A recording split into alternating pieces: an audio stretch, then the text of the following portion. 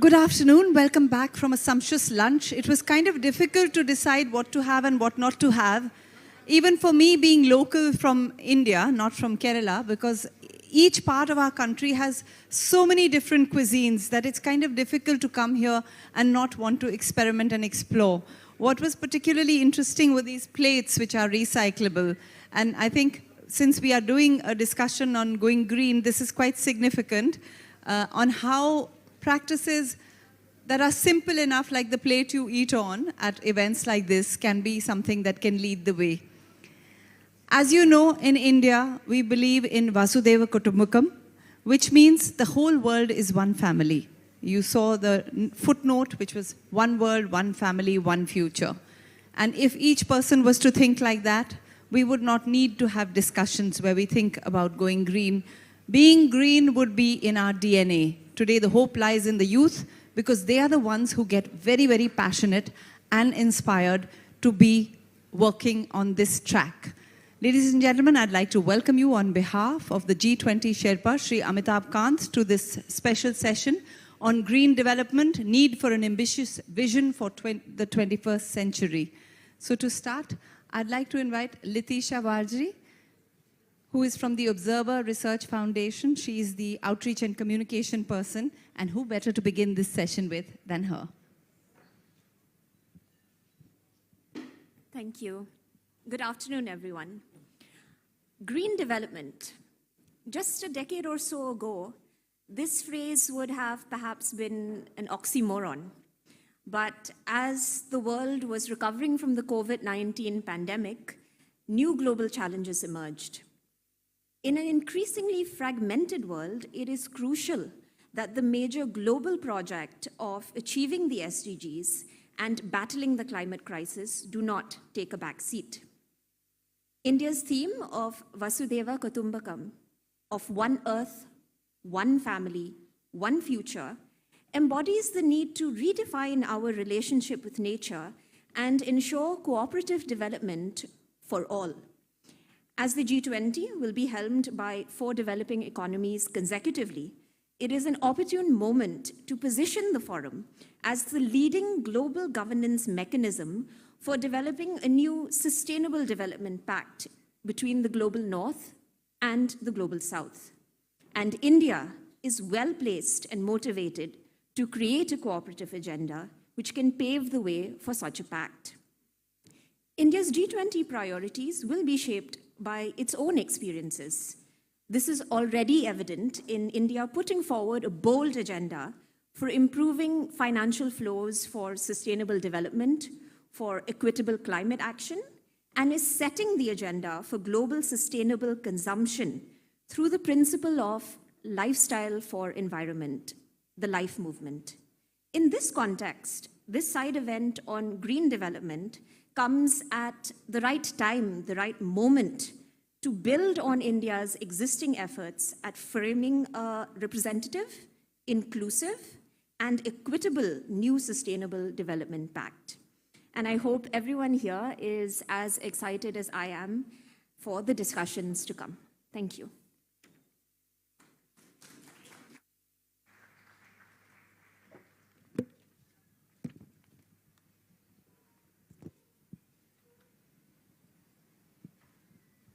Every family needs a head, and we here have our own Sherpa, Shri Amitabh Kant, as the head of the G20 sessions here.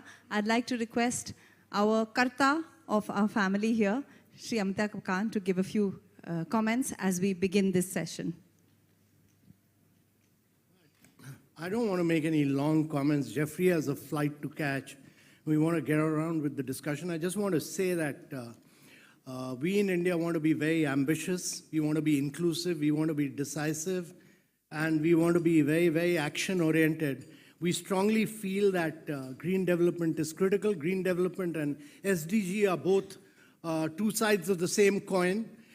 India's really pushed to be the first country in the world to industrialize without decarbonizing the world. Our ambitions are huge. We've already done 172 gigawatts of renewable. We strongly believe that India is climatically blessed. We have top-class entrepreneurship. We must defossilize the world. Electricity is only 20% of the energy. Balance 80% is hard-to-abate sectors. This is refinery, steel, cement, long-distance transport, which we need to really decarbonize, which would require us to use renewable to crack water, produce green hydrogen. The size and scale is important. We need to bring down the price of green hydrogen from $4.5 per kilogram to $1 per kilogram by 2030, and this would mean a lot of global free trade. What we are finding is the developed countries of the world are doing protectionism. IRA is a great act to push decarbonization, but it's highly protectionist in nature. And therefore, if you want to bring size and scale and bring green development, it's very key that we have free trade in the world for green hydrogen. Secondly, I think a lot of these issues will come from both finance track, working groups of Sherpa track, and also from engagement groups, plastics, oceans, financing, energy transition. It's multidisciplinary in character, and therefore we'll work with everybody together to really push for a green development agenda of the world. India is being very, very ambitious in this, but we'll try our best, and we look forward to all your suggestions and ideas. Thank you very much, ladies and gentlemen. Thank you so much, Sri Amitabh Kant. And now I'm going to invite Shamita Ravi, the person who's going to lead our next panel discussion, to come on stage with all our wonderful panelists. And then, of course, we will ask our keynote speaker to give that speech. So I'd like to invite all the speakers of the session. Yes, this is a new paradigm for sustainable and green development. And I'd like to invite Mr. Jeffrey Sachs, Director, Center for Sustainable Development, Columbia University, and Mr. Uwais Sarmat, Deputy Executive Secretary, United Nations Framework Convention on Climate Change, Honorary Bogoro Kennewidow from the United Nations Climate Change High-Level Champion Special Advisor, Africa Director, Mr. Anirudh Das Gupta, President and CEO, World Resources Institute, Ms. Shloka Nath, CEO, India Climate Collaborative. And now, on that note, I'd like to hand over to Mr. Jeffrey Sachs, Director, Center for Sustainable Development, Columbia University.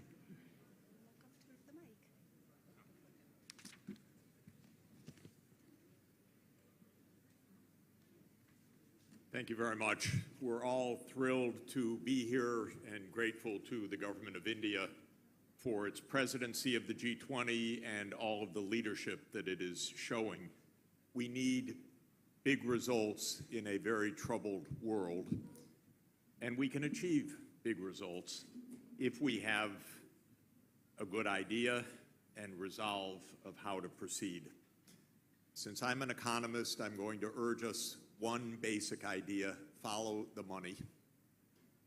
We will not have green development, we will not have sustainable development unless there is the financing for green and sustainable development. For rich countries, this is not the major issue, but for at least half the world, it is the major issue. Countries want to do things that they simply cannot finance right now. So development finance at the international scale is fundamental, and in my opinion, it is the fundamental objective that the G20 can deliver in September, a breakthrough on financing. I spend every day around the clock speaking with finance ministers around the world. They cannot do their job of achieving the Sustainable Development Goals and the energy transformation without more finance. So that's the basic message. And I won't go through a belabored point except to say that economic development is fundamentally a process of capital deepening. That means more capital per person for a more productive, and sustainable society. And I like to emphasize, keep it simple, but not overly simple. There are many kinds of capital that need investment. And I would start with health and human skills through education as the most fundamental of all.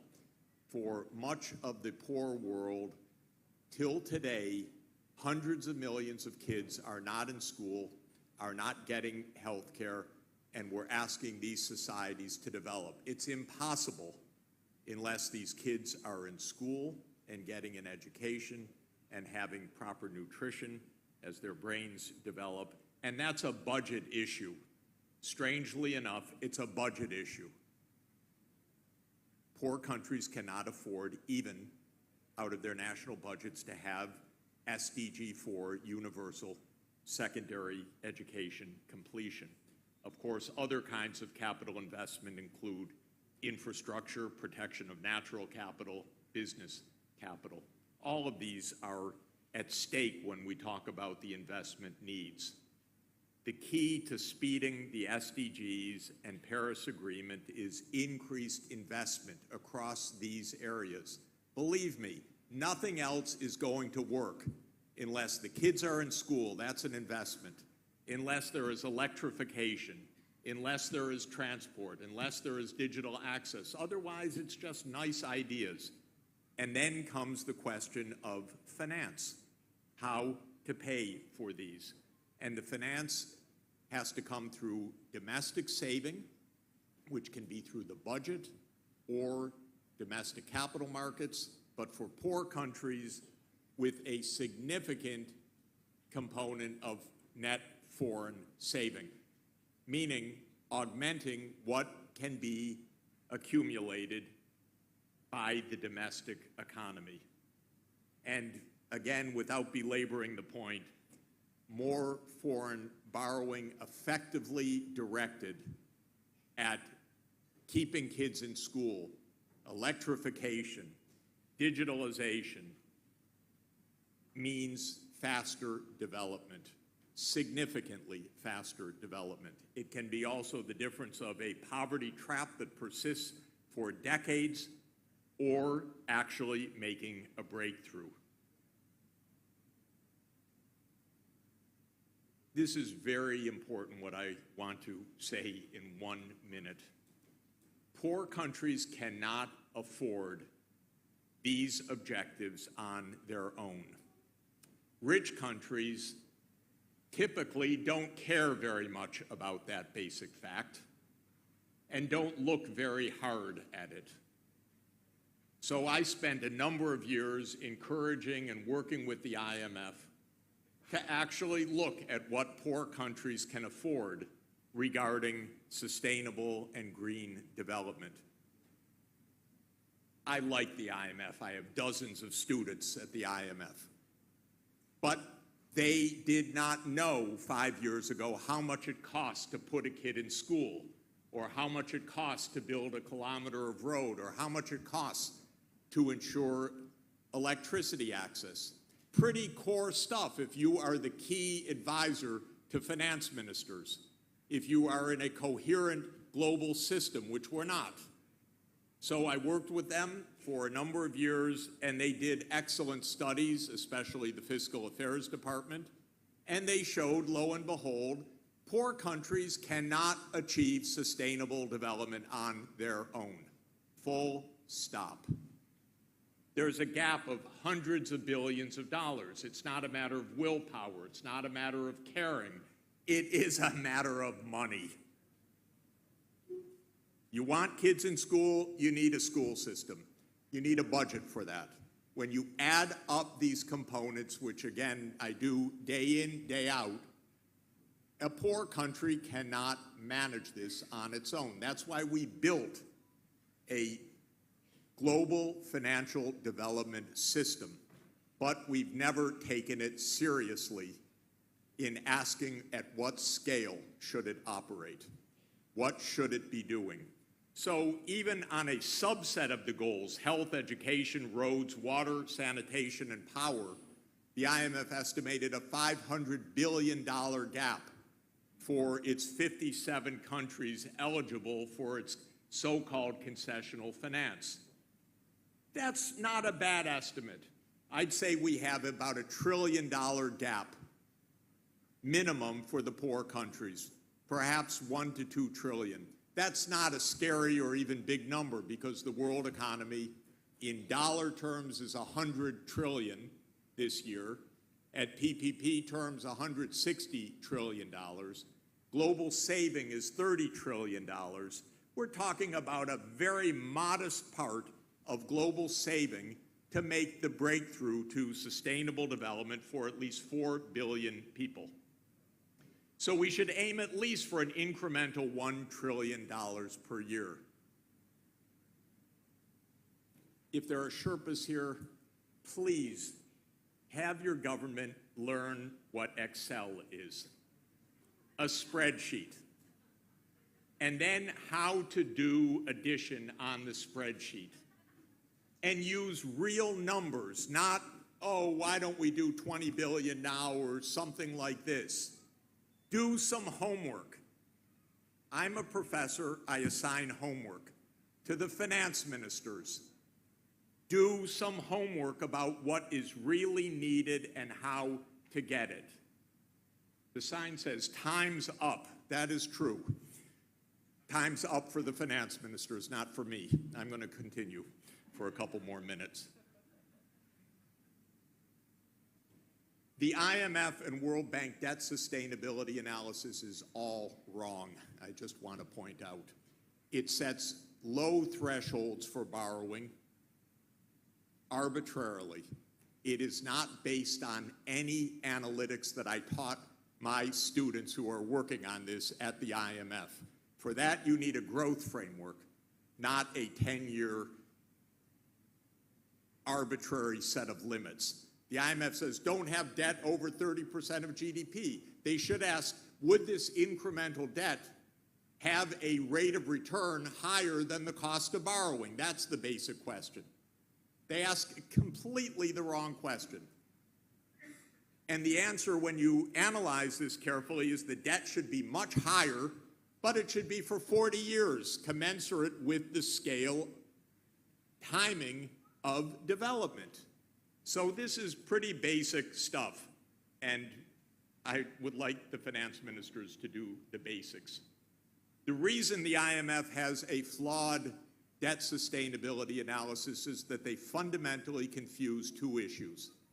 One is liquidity or rollover risk, which is very real. If you are a developing country and you are trying to base your development on 7-year Euro bonds for a 40 or 50-year development program, good luck. You're going to get into a crisis at some point. That's rollover risk. The alternative is the long term. Is the borrowing meritorious in terms of the economic returns that it generates and the fiscal returns that will come with those economic returns? Let me make a basic proposition to you, very well documented. Economic development is a high return activity. An internal rate of return of 15 to 20%. That means if you make the investments of putting kids in school, building roads, making a power grid, getting digital access, and ask what is the economic return to that, it's vastly higher than the cost of capital. It's a good investment proposition. Again,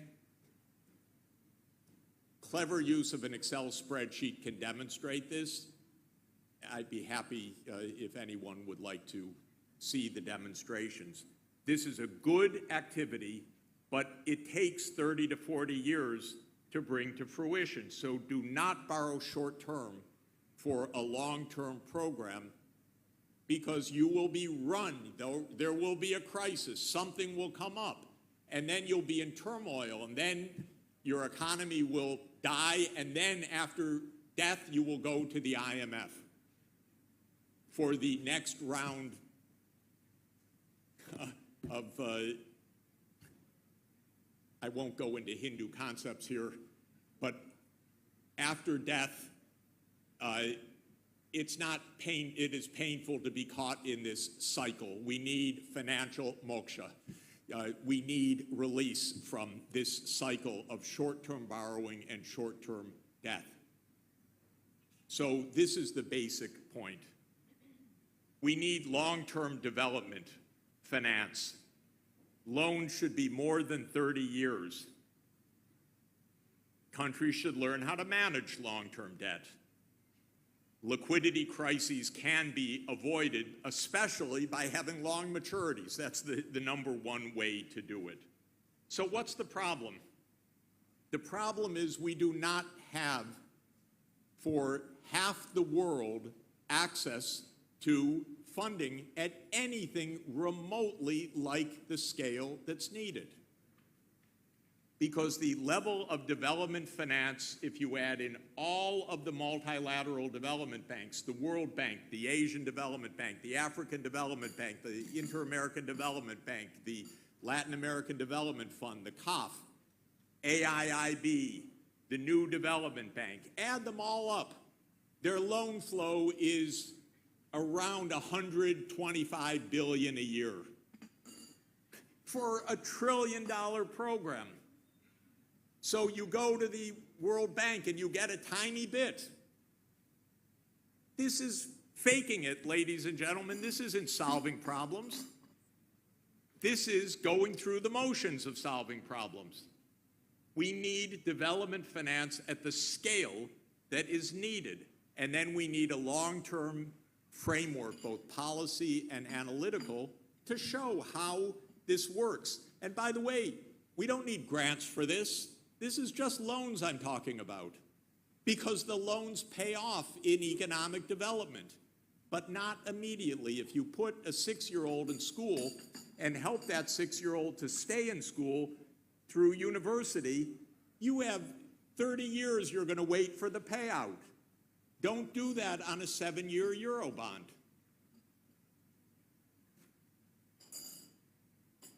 So existing finance fails badly. Half the world does not have an investment grade for credit. This, believe me, is the main point. Not a single low-income country has an investment grade credit rating, not one. And of the 53 lower middle income countries, only 3 have an investment grade, only 3. So if you add up the 80 low-income and lower middle-income countries, only 3 of the 80 have an investment-grade credit rating. The rest are paying junk bond interest rates on short-term debts and going broke every few years through some rollover event. This is not development. This is cruelty. The spreads that countries are paying are out of sight. And I put in red here some of the G20 countries: Indonesia, Mexico, India, Brazil. Brazil's paying 12% on its 10-year bonds. African countries are paying 15% on their 10-year bonds. India pays 7 to 8%. Japan, 1%. Germany, 2%. This world gives finance to those who already have capital, and it deprives those who don't have capital of access to finance. And so when we hear about the market solutions, forget it. Please understand. I spoke to the largest money manager in the world recently. He said, don't count on us to be financing your friends. That's just a tip. What they will do is buy AAA bonds of the World Bank or the African Development Bank or the Asian Development Bank or the European Investment Bank. And those institutions which we created for development finance can do the job. but not if the scale is 1/10 of what is needed. And again, not to mention we're in another credit squeeze that's going to come, and we're going to see perhaps another large crisis, maybe not, but we're certainly not in any circumstance in which poorer countries are going to get market financing. So, thank you. Thank you for more money. So here's my recommendation. My recommendation is the following. We need at least a 5-fold increase of the flow of funds through the multilateral development banks within the next 5 years. And we should be aiming by 2030 of a flow of at least $1 trillion a year. This is not even hard, ladies and gentlemen, to do. To understand what is needed for this is that the high-income countries put in paid-in capital that is leveraged roughly 5-fold. The development banks keep their AAA rating. They can on-lend to their members on a AAA basis. That means 30-year plus maturities and interest rates which are 3% or 4% rather than 8% or 13% or none at all.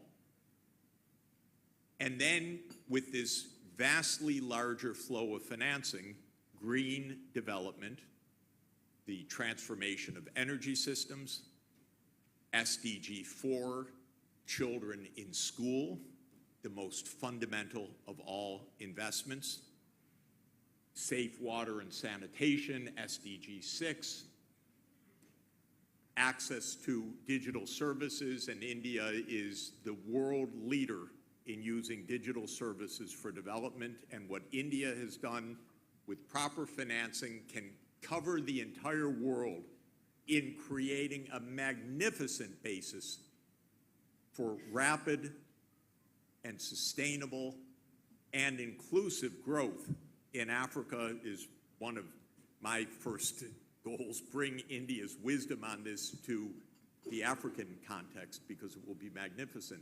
All of this becomes possible with a modest increase of finance. Again, what is $1 trillion among friends? It's 1% of world income. It is 3% of world saving. On a leveraged basis, it could be mobilized by $100 to $200 billion per year from the rich world, which is being squandered in all sorts of terrible ways these days that could be used much better. I promised I won't go there, and I won't. But we are wasting money. We are destroying things, and for a tiny fraction of our income, we absolutely could achieve what we have set out to achieve and what we need to achieve for our survival and well-being. But please, the daily life of half the world and of the finance ministers of half the world is, thank you for the good advice, but we have no ability to carry it out unless there is financing. That has been true for a long time. That has been my experience in 40 years of development finance work. But this is the first time that we have a world that is being led now by a broader and significant and developing part of the world. India, with its G20 presidency, can change the world, and I look forward to its doing so. Thank you very much.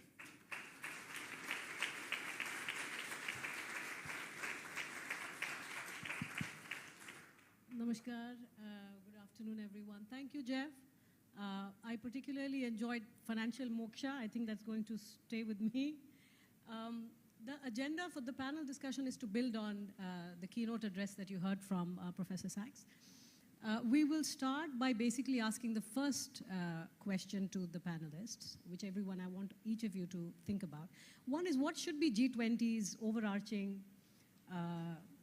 development or green development agenda? That's number one. And number two, what are the big changes that you development or green development agenda? That's number one. And number two, what are the big changes that you would like in the current setup to make that happen? But bear in mind, we're sitting in a country where a lot of our green, almost all our green transition is financed through domestic savings. That's number one. So this is, again, as a follow-up to Jeff's point. We have financed our green transition, but given the scale of the need, clearly there is a need to raise it internationally. We need that finance. That's number one. Number two, as you have seen in the last several years, the scale at which amenities are getting provided to all households in the country, particularly if you consider the bottom quintile, which is the bottom 20% of the population, the access to electricity is now almost universal. You look at piped drinking water, you are seeing a major expansion happen, toilets. You're seeing massive digitalization. All of this is being done. Of course, these are development objectives, but they're fundamentally linked to long-term economic growth and fundamental growth in human productivity. This is something I think America did in 1930s, 1940s, and they witnessed at least 2 decades of sustained growth on the back of that kind of tremendous development spending. Now, for emerging part of the market, global market, and particularly for India, we need that transition to happen. So what India has achieved at scale on many of these fronts, but the work still continues, and there is a gap. I would like each of you to think of, in terms of G20 particularly, what should the larger green agenda be, and what are the changes you'd like to see? Shloka, I'll start with you. Thanks, Shamika. I think you've summarized it beautifully. And Professor Sachs, every time I hear you, I'm always, spellbound by your presentations. I wish I had a sort of similar analogy to, Hindu mythology. I don't, because I feel like if I talk about reincarnation, we're just coming back to the same world, and that's not really solving anything. But I think you did touch on a really important point around the principle of equity. You, of course, spoke about it from a more sort of global perspective. But I think even when we talk about India's continued development trajectory, and that's true for most developing countries, we really have to think about the fact that we don't exacerbate existing challenges for vulnerable populations. And so for me, that's a really important aspect to the vision and the agenda for the G20 as well. The fact that we do have to think, in India today, over 380 million people are exposed to heat-stressed or heat-induced labor. And that means that they contribute to nearly half of the country's GDP, yet they are excessively vulnerable to the impacts of climate action. And there is, again, a very sort of strong inequity in the fact that sectors and populations that contribute a tremendous amount to the GDP are some of the most vulnerable. And so as we think about that larger agenda or vision for the G20, it has to be bound in by the principles of resilience and equity.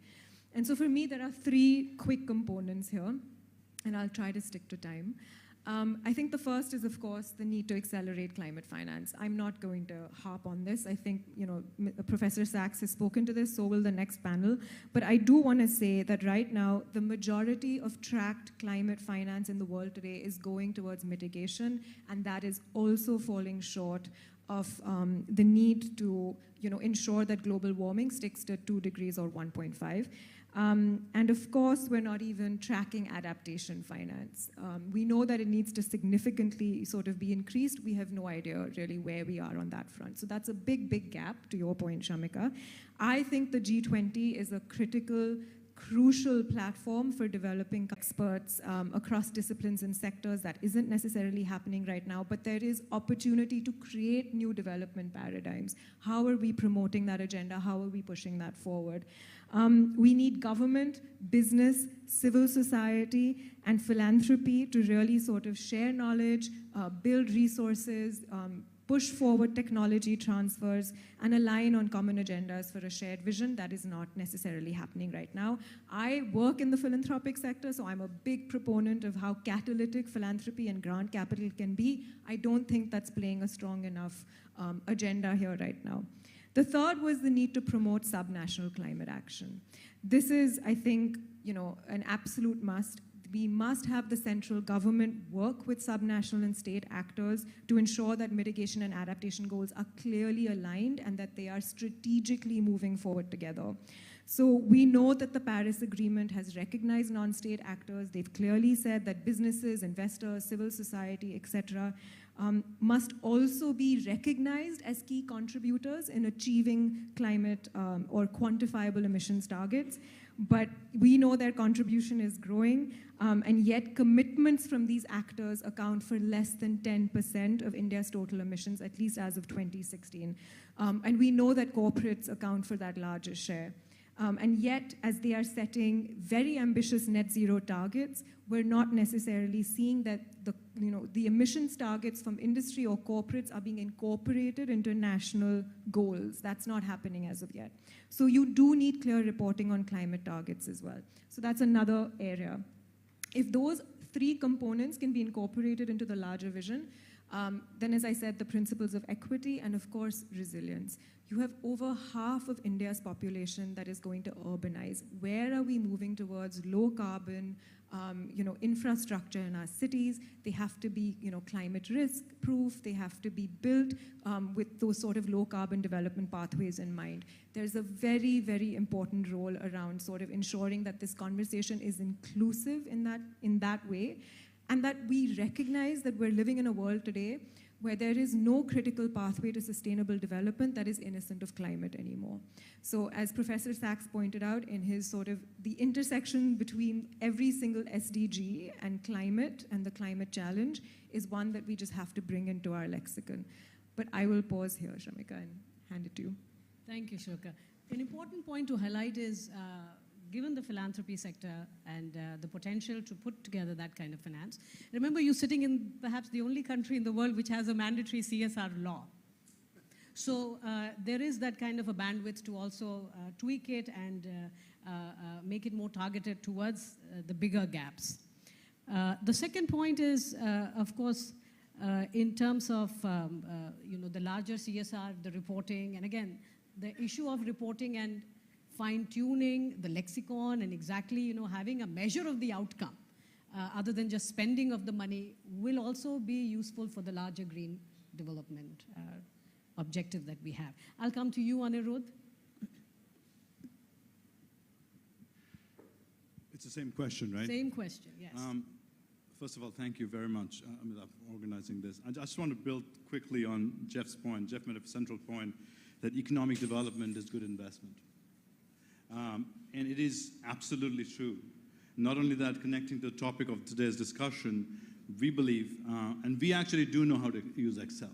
So we have used it often. And not only economic development is good investment, the only path to development right now is green development. I just want to underline that. That is the only path. There is no other 16 different paths to do. So we actually did what Jeff just asked us. We actually said, okay, if you were to green development, if you did all the things you're supposed to do, what will happen to the global economy? Or what we came out is, just from now till 2030, there's a $4.3 trillion gain to the global economy if you did all the green things that you need. 26 million new jobs added, additional jobs that would be added. So this is a positive path for growth. Positive path. If you didn't do it, what is the counterfactual? IPCC report is the counterfactual. IPCC report just came out, I think week before last. That said 1.1 degree, which is today, we are living today in a 1.1 degree world, that the loss that we are seeing, just physical loss, not emotional loss, just physical loss is in billions of dollars. They calculate by 2030, it'll be $500 billion. That is 3 times the number Jeff said of total bilateral and multilateral aid that goes in. So that we will be actually losing more than we would actually being able to push through from our systems. Pakistan flood was 30. One incident was a $30 billion incident. The GDP reduced from 5% to 2% with one incident. So this is the fact. This is what Excel would do for you. But what does it actually mean if you did these things? And I just want to pick up what Amitabh was saying. We all talk about energy. Energy is a very important part of the transition. I want to underline, it is not the only part of the transition. Energy is very important. Energy transition to green energy is very important. So is to getting green energy to 700 million people who don't have energy access today. That is as important if you want a politically viable strategy to do these things in the front. So is agriculture reform. Agriculture, food production, all the things that we eat, all of us, actually is the major cause of natural system destruction today. Actually, single most largest cause of natural systems is because of food and fiber procurement. So that needs to be not only connected to change for protecting the earth, but also to make sure millions of 50% of India's employment is directly connected to land, 65% in Africa. If these employments don't change, we actually will not have the development outcomes Jeff just talking about.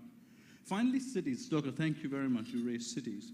Most people in the world live in cities. Most poor people in the world will soon live in cities. If cities produce 70% of emission today, if cities don't change, transportation, building, waste, if these things don't change, there is no path to, but cities also are center of innovation and productivity.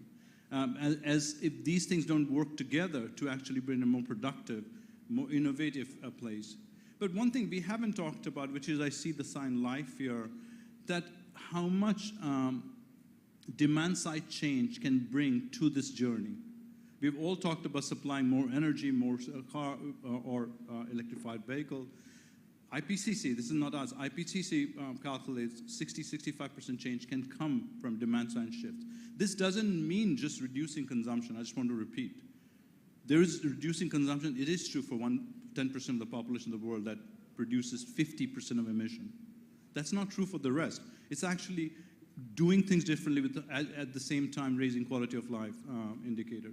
So this is what the package looks like. And I think there's enough science there today to show the detail each one of them. And I must point out, very few of this thing, except carbon capture maybe, that requires massive new innovation of technology. Some do. But a lot of things we actually know how to do that does require a massive innovation finance. I want to underline what Jeff was saying for us to get there. Thank you, Anirudh. On that, two basic points. You know, the whole millet mission that India has embarked on. Of course, food security is one concern, and nutritional security for us is another concern. But one that we don't talk about enough is ecological security, because millet has far more water efficient, the efficiency is far higher than the other cereals like rice and wheat. In fact, 6 times as much as rice, etc. So there is an attempt to change larger taste patterns as well. Particularly, again, remember we are $2,200 per capita per year, so we might be one of the poorest countries within the G20, but we know that the long-term sustainable change will require these things simultaneously. The second point is, and this is a recent paper that came out in the Economic Advisory Council to the Prime Minister, using alternate measures of urbanization, not our census of 12 years back, India might be anywhere between 60 and 65% urban today. So a lot of these conversations we are thinking of, we think 50% because we are thinking 12 years back. The real economy in India is moving much faster than we might actually be aware of. I'll come to you now, Bogolo. Thank you very much. It's usually very difficult to respond after so many people have said some points that you would have wished to echo, so I don't know about you, Ovais. I'm about to take all your points. I think that first, we shouldn't get too bogged down on issues around mitigation, which is where we tend to focus our energies on when we are thinking about green development. And we should have much more concerted efforts on adaptation and resilience. And in having that concerted thoughtfulness around adaptation and resilience, we think about the climate resilient pathways and development models and trajectories that combine both adaptation, mitigation, but have a really strong focus on resilience because we see the increased vulnerabilities to climate shock. And so when we do that, it brings us to the point that Jeff was mentioning of that development makes sense. And when we do that, all of these development pathways will really bring us back to attaining the Sustainable Development Goals. And so I think that we have to really position within the G20 agenda strongly on adaptation and make sure that we are having policy responses that anticipate and cope with the impacts that we cannot avoid. The impacts that can be responded to in a timeliest manner. I mean, we saw the SG earlier this year trying to have a conference of response for Bangladesh, and you can't have a haphazard response when we know that the vulnerabilities are increasing. So we have to have a very clear agenda on how is it exactly that we're going to respond to these shocks that we know are coming, and that should be part of the policy structuring and mechanisms for the G20 and beyond. And we have to be very clear about advancing, for example, the ideas behind the Sharm el-Sheikh adaptation agenda from COP27, but also think about the various resilient pathways. So we need nature to attain our long-term climate goals. But we always talk about the decarbonization agenda, even within the global stocktake. So how are we actually going to pay and incentivize the protection of nature that is such a crucial part of a green development pathway when we do not necessarily ever come to an agreement on the commercial value of nature? So I think that is something else that the G20 should certainly be thinking about. The innovative financial instruments that can unlock the value of nature, it be the climate debt swaps or how we can be more efficient within the carbon market space. And finally, also think, I know there will be a finance panel, but also think about the climate contingency clauses within MDB loans, which allow for debt repayments to be frozen during an event of a climate shock or when there are issues, and how we also relate to non-state actors in the financial space. We should crowd in more private sector financing. And these are some of the objectives that have been set out by the COP27 group on sustainable debt. It's a debt coalition for COP27, and I would also encourage that we look at some of those outcomes and recommendations that have been highlighted out of there. And then lastly, a very critical point is accountability. We all make all kinds of pledges, and there will be pledges made out of the G20 process. But who do we hold accountable, and how do we hold people accountable? And I think this is a very crucial part. The SG was talking about, the UN SG was talking about accountability last year, and it's going to be a big agenda going into COP28. Can we have the same, if not more, concerted efforts on accountability within the G20?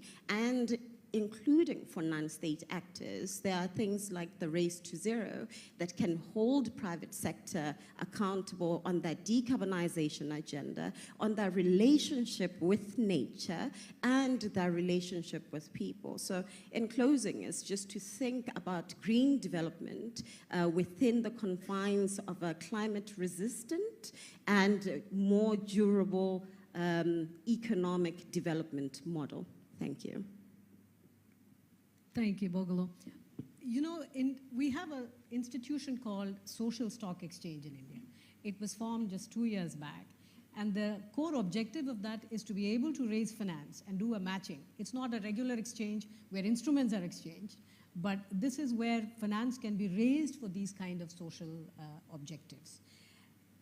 While such institutions are getting established to be able to raise finance, simultaneously what we are also witnessing is a bottom-up approach towards allowing for certain instruments to come up for green development. The state of Madhya Pradesh, which is one of our poorest states, is in fact doing a measure for every district of the state. It's doing a measure of the green cover. There is also a measure of biodiversity. To be able to then create indexed instruments, to be able to then raise finances to maintain this kind of valuable green cover. I know that Meghalaya is doing something very similar. This is the state in the northeast. So while institutions are getting established to be able to do that, you're also seeing states take proactive decision to be able to raise and grow something highly localized, but precise measures of what we value to make financing possible. Ovais, I come to you as the last speaker on this issue. And if you'd like, you could be the first speaker on the next question. So please. Thank you very much. Thank you. And first of all, thank you to the Government of India, Amitabh Kant, and all G20 organizers for inviting UNFCCC. And it's a pleasure for me to be here. And I've listened to all the interventions with great attention. And thank you very much, Jeffrey, to again hear you speak so clearly about the economic model that we are living through and what needs to change. But from my side, what I'd like to, first of all, a short introduction. I'm from UNFCCC. We do these COPs. You must have heard about the COPs. We've done 27 of those, and this year will be 28. And a lot has been said. What I personally believe, we are already at 1.1 degree global warming. And what that means, numbers are one thing, economic factors are one thing, but if we look at it from a people-centered approach, every fraction of a degree results in loss of life and livelihood. That is absolutely clear. So we need to have that perspective in any kind of paradigm shift, to have that people-centered approach. Very, very, very important. And again, since we focused on COP28 this year, what I'd like to see from G20 is clear and unequivocal messages about the net zero by 2050 for all the developing countries and 2040 for the developed world. This is very, very clear. We need to get there. And we have the agreements, we have the tools, we have the science telling us what needs to be done, and what is needed is the political will, and the big elephant in the room that we have already talked about is the finance, to unlock the finance. And that is extremely important, and we'll hear more about it in the next session. And to move away, in doing so, we need to move away also from extractive to regenerative ways of doing business and living in all sectors of the economy. So that is extremely relevant to this discussion. We need to do that. And lastly, what I also believe and I see is this decade is decade of action, and we have huge opportunities if we do the right thing, because this year is also time for course correction. We've already heard from IPCC. There is the GST that is going to happen, and that will clearly show us where we are heading towards not a good trajectory. So there is a need for course correction. And that course correction is through the essential tools in the UNFCCC process are the NDCs and national adaptation plans. So we need to utilize that.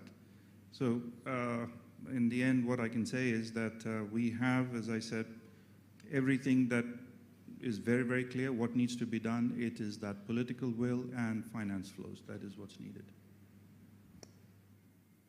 Thank you, Ovais. I'll come to the second question, and Jeff, I'd like to start with you.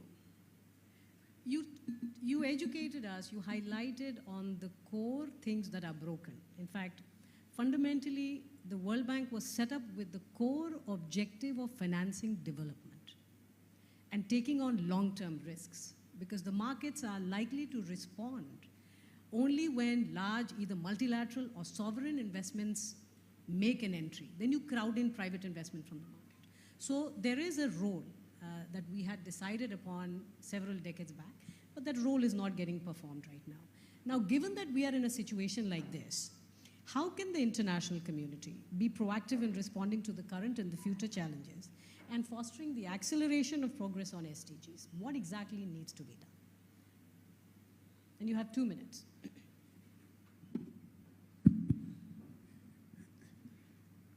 We have a serious political economy problem and a serious problem of bad arithmetic. The bad arithmetic I already talked about, which is generally a rather slovenly approach by almost all institutions, national and international, in not following through on the logic of objectives that are set. So part of this is homework. You set sustainable development goals. It behooves you to say, how are they going to be met? Not just they're important, we love them, we have a box here, we have a box here, but actually to do the homework of how they can be achieved.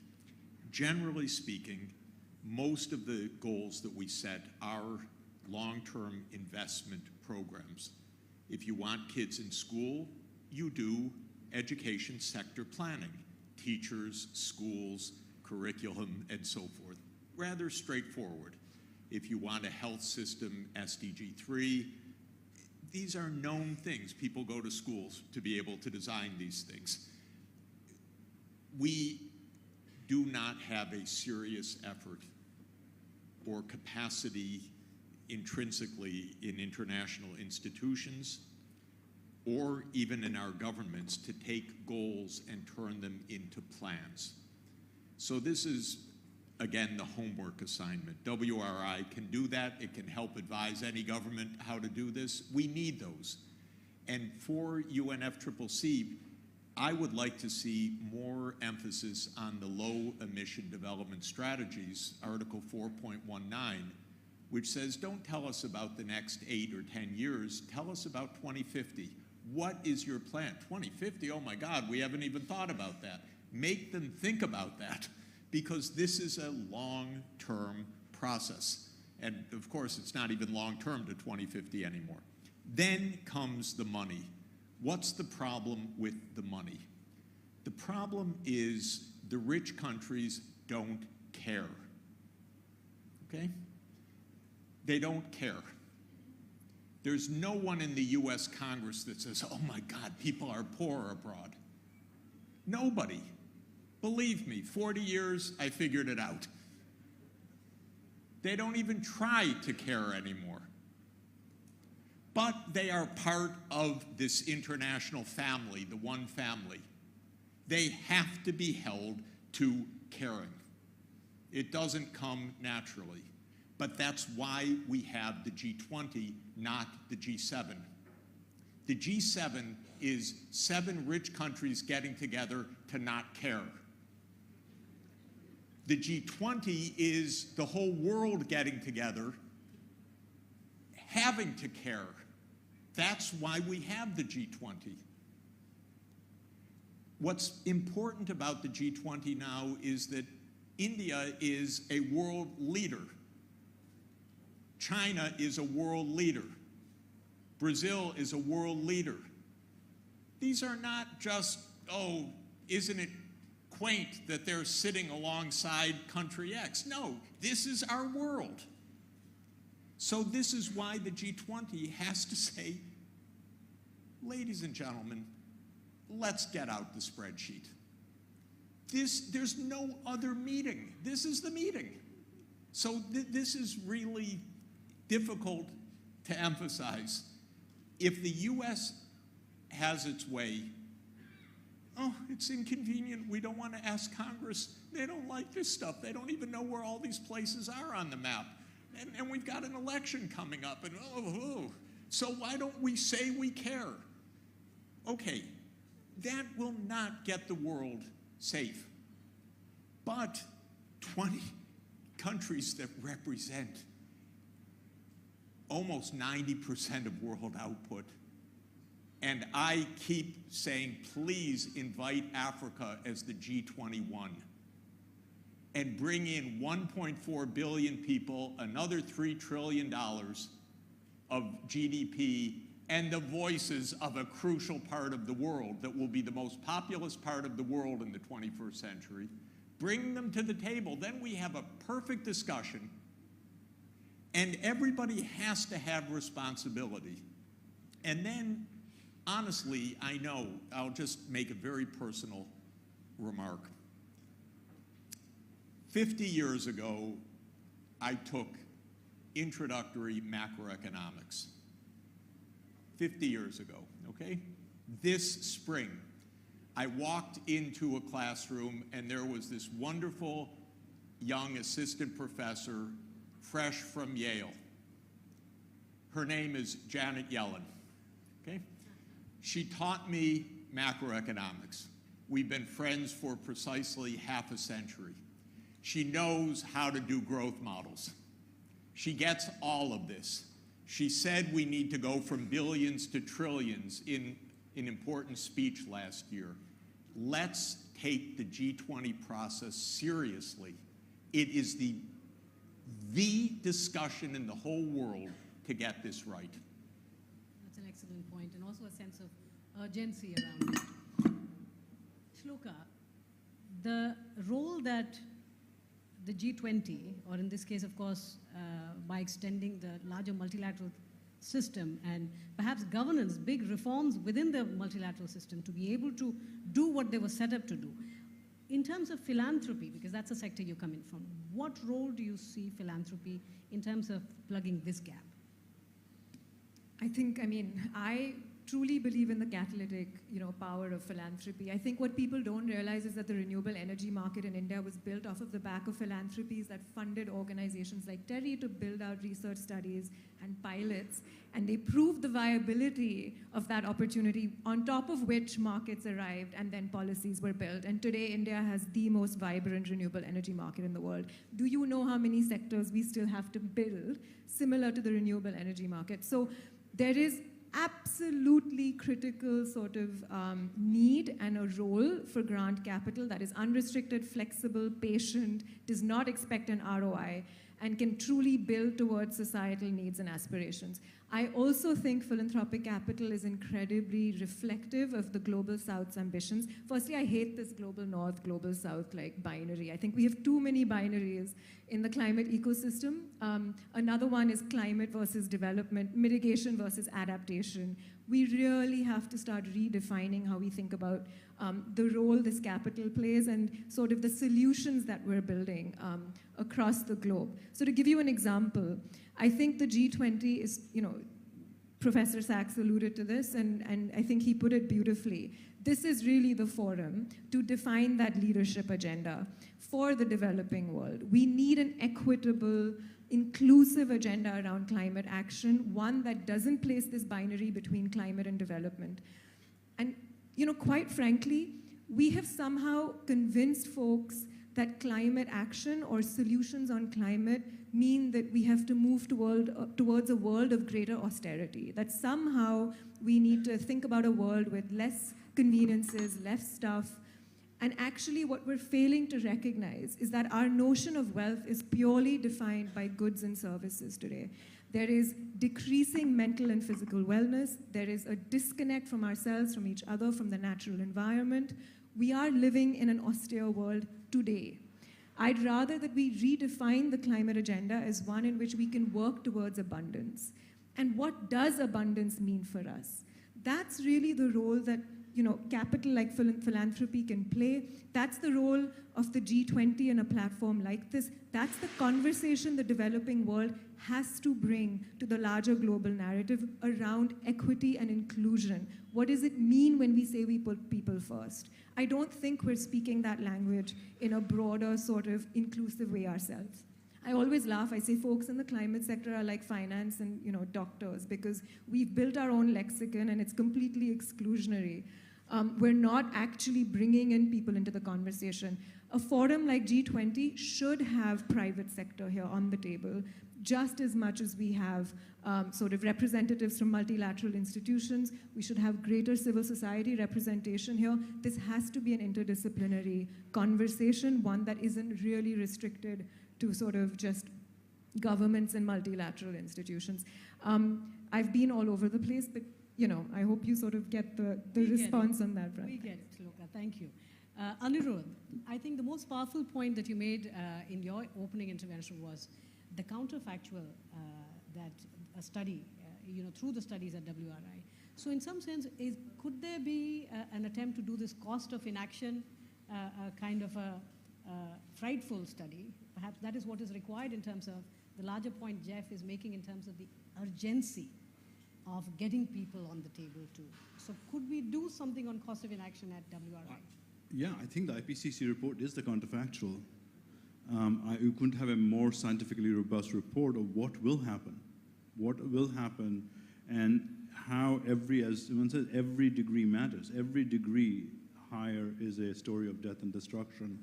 But I also think the other part of the story, I just want to underline what Jeff just said. I don't think there is any model out there that in the finance part where there is not a serious transfer of resources from rich country to poorer country for this to work.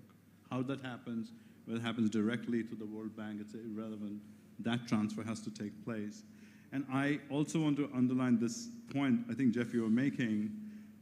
It is absolutely fundamental that, sorry to use Global South, but emerging economy, that's the other thing that I use these days, but I'm using Global South for a minute, that India is leading this, and Indonesia led this last year, and Brazil's going to lead this next year, that these innovation and solution of the new story will come from Global South. And it is so much more powerful, and I can't underline that enough, that this change has to happen. But I do think the story that needs to be underlined, that it's not just one thing needs to happen. It's a story of economic transition where 3 outcomes happen.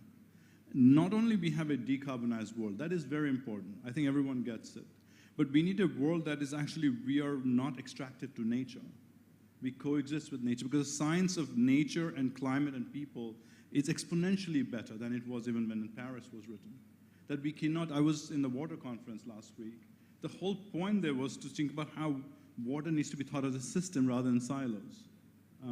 That it needs to be thought as a system, how that impacts everything we are doing, human activity, of course, but many other things. But the bigger point is that this transitions are hard, this will be hard too. The outcome is actually very positive. And I don't think we talk about positiveness of the outcome. We talk about the sacrifices that is needed. It's all a story of sacrifice. But I don't think it's a story of sacrifice.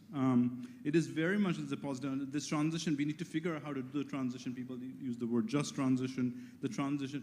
But what India's presidency has emphasized, whatever the transition is, it has to be good for everyone. Otherwise, this is a political transition as well. It will not happen. And look what's happening in Europe right now. Germany just had a fight with the EU on internal combustion engine. I hope that got resolved. But what I'm saying is these are the kind of things that will happen in the transition that we need to learn from. The last thing I want to take Jeff's point about finance. Jeff, I agree with you. I think the multilateral development banks absolutely have to change. And I think Amar and others are going to talk about it next panel. But we don't see a path out of here that doesn't include a massive amount of private capital flowing into these issues, together with philanthropic capital and public capital. So I think, Shloka, you talked about, we need an amazing new kind of partnerships that builds these things together, that actually builds system change that is required across, and not single solution. And Jeff's point, a long-term vision of what needs to be changed. Thank you. Bogolo, you have a minute. Thanks. Thank you. You know, I was just reflecting on the word transition and remembering some words from a lady in KwaZulu-Natal, actually, who said, you keep talking about transition to something as if we already had something. And so transition, the way it's couched, pre-purposes that we were somewhere and now we need to change the way we are consuming or the way we're producing, while some of us are merely just trying to have. And which is why it's important that in these conversations of climate and development, we speak to a green development pathway that is inclusive to those that are in a position of have not. Because otherwise, if we focus on the transition, we are once again increasing inequalities that a global and multilateral system has actually increased. And so my thinking just around the G20 now and India's presidency is working on mechanisms of reducing the inequalities of power, the inequalities of access, and inequalities of participation. And so in that model, then we start to consider how is it that we provide the same kind of development and privilege for us to think in this particular instance, we would rather transition into something. But if we start off in those areas that currently do not have with a green development pathway, we are already driving in a sustainable and climate resilient model. So that is the kind of space that I'd also like for the G20 to consider. Not all of us at this moment have dealt with issues of sanitation, and not all of us have dealt with issues of access to water. But we do certainly hope that by 2030, there would have been progress in those spaces. And then it just all takes us back to issues of finance that we're going to talk about, that is going to be talked about later. But we cannot really get enough of speaking to the importance of the flow of finance to enable the green development pathway. Because we will not, talking about decommissioning a coal plant without extremely increasing access to green finance for the development of renewable energy will not produce a sustainable development that is people-centered as we wish to deal with. If we don't deal with inequalities, then we will be back here talking about how people are not taking care of nature and how people are not helping us meet the long-term climate goals. How can they when they have nothing to eat? Excellent. Ovais, any thoughts on the existing big gaps? Yep, thank you.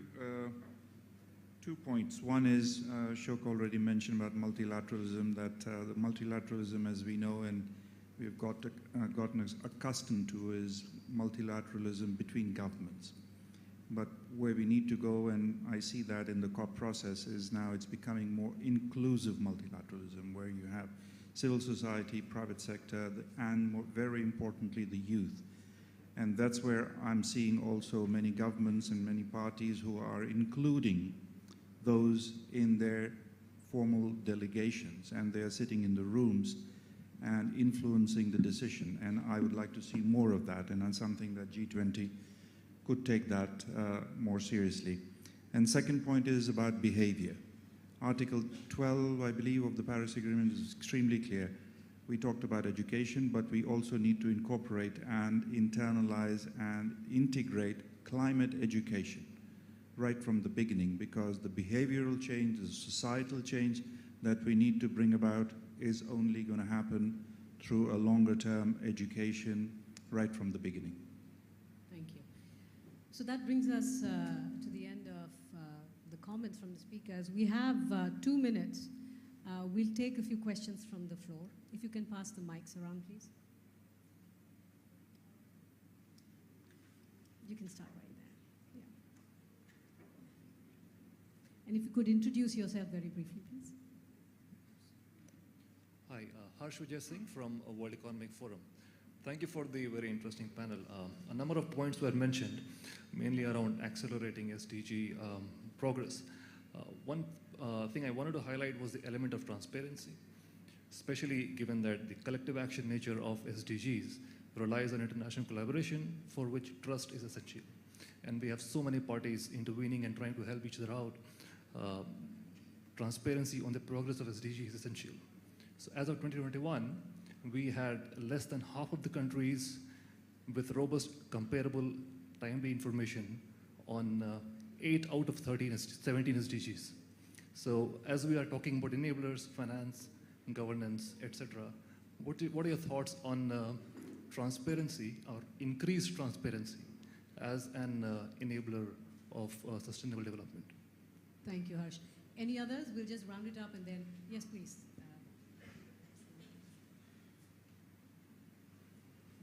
And to the panelists, please think about these questions. Thank you. I speak from the World Health Organization, WHO. My name is Stéphanie Sédou. I am the Sherpa. Thank you very much for a very inspiring panel. I was simply drawing attention to some reflections and work that's going on the health metrics, or in other words, the health benefits to financial investment in general. I think this should definitely be linked as much as possible. Professor Sachs mentioned it in his introductory remarks. I've not really heard that much about health later on in the panel, to really, and that goes to the previous point, ensure that the benefits of any investment in climate, or in other words, green development, is intrinsically linked to benefits to achieving to all the other SDGs. Thank you very much. Thank you. So who would like to respond? I can go yes, first. Anil, please. Just on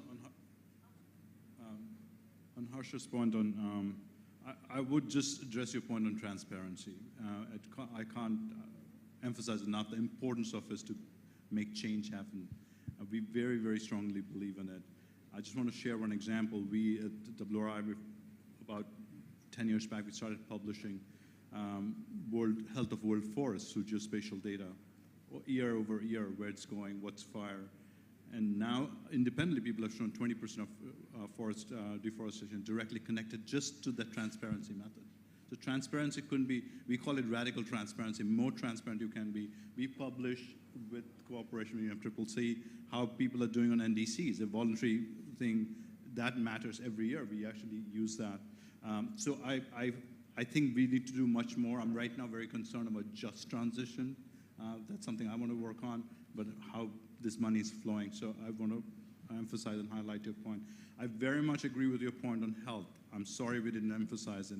Any step you take, anything you do on transportation, for example, is directly connected to air quality and health outcomes in this. So that point I made about a better outcome, the better outcome actually includes huge amount of positive health outcomes for a population across through many kinds of climate-related interventions. So thank you for bringing that up.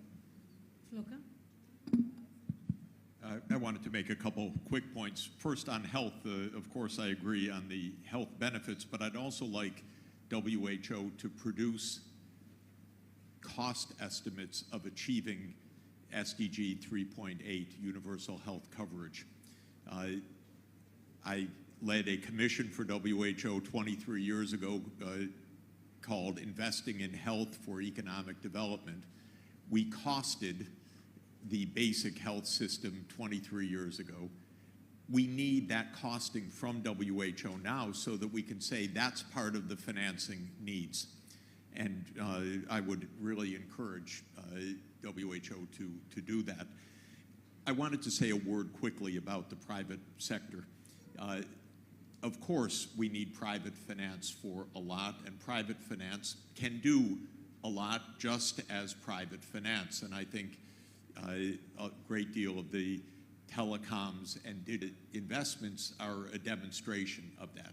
There are many things that private capital cannot do. It will not put children in school. It will not make universal health coverage. It will not do many basic infrastructure needs. Some yes, many no. It all depends. It will not do climate adaptation, for which there is a great societal return, but not necessarily a monetized return. So there are many issues. But my heart sank 10 years ago at the start of the SDG period when many private sector financial leaders were brought to the UN because eyes were dazzled by the trillions. And I knew that the money would not flow from their accounts to the things that were important. It was a distraction. Maybe you needed some economics to understand that, because it's easy to be dazzled by somebody who has $10 trillion under management. Without a public framework, without public policy, without public finance, the private finance will not come for crucial areas. So I just want to emphasize that, because there's no private-led solution that doesn't include what we've been talking about. Of course it plays a role. Countries should mobilize their own domestic finance, provident funds, saving funds, pension funds. These are wonderful core institutions. They can finance a lot in a country. They can finance green buildings. They can finance many things. So develop the domestic capital markets. Of course, international capital from pension funds and other long-term fund sources will play a role, but they don't know development, they don't know these countries, they don't even know infrastructure especially. So there needs to be a framework to bring that in. And that's why I emphasize the simplest way to engage the private sector is to sell a World Bank AAA bond. Then you've engaged the private sector saving in development finance. It's not the only way, but it is a very good way to do it.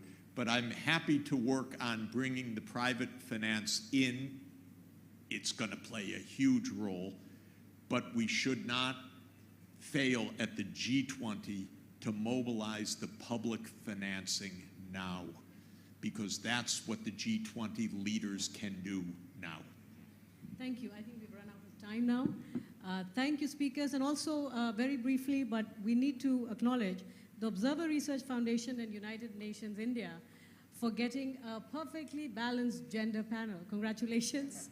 Well done. Thank you, speakers. I think that is the first for the day, Shamita. We're not going to let you or your panelists get off so quickly. I'm going to request Joint Secretary Inam Gambhir to please share some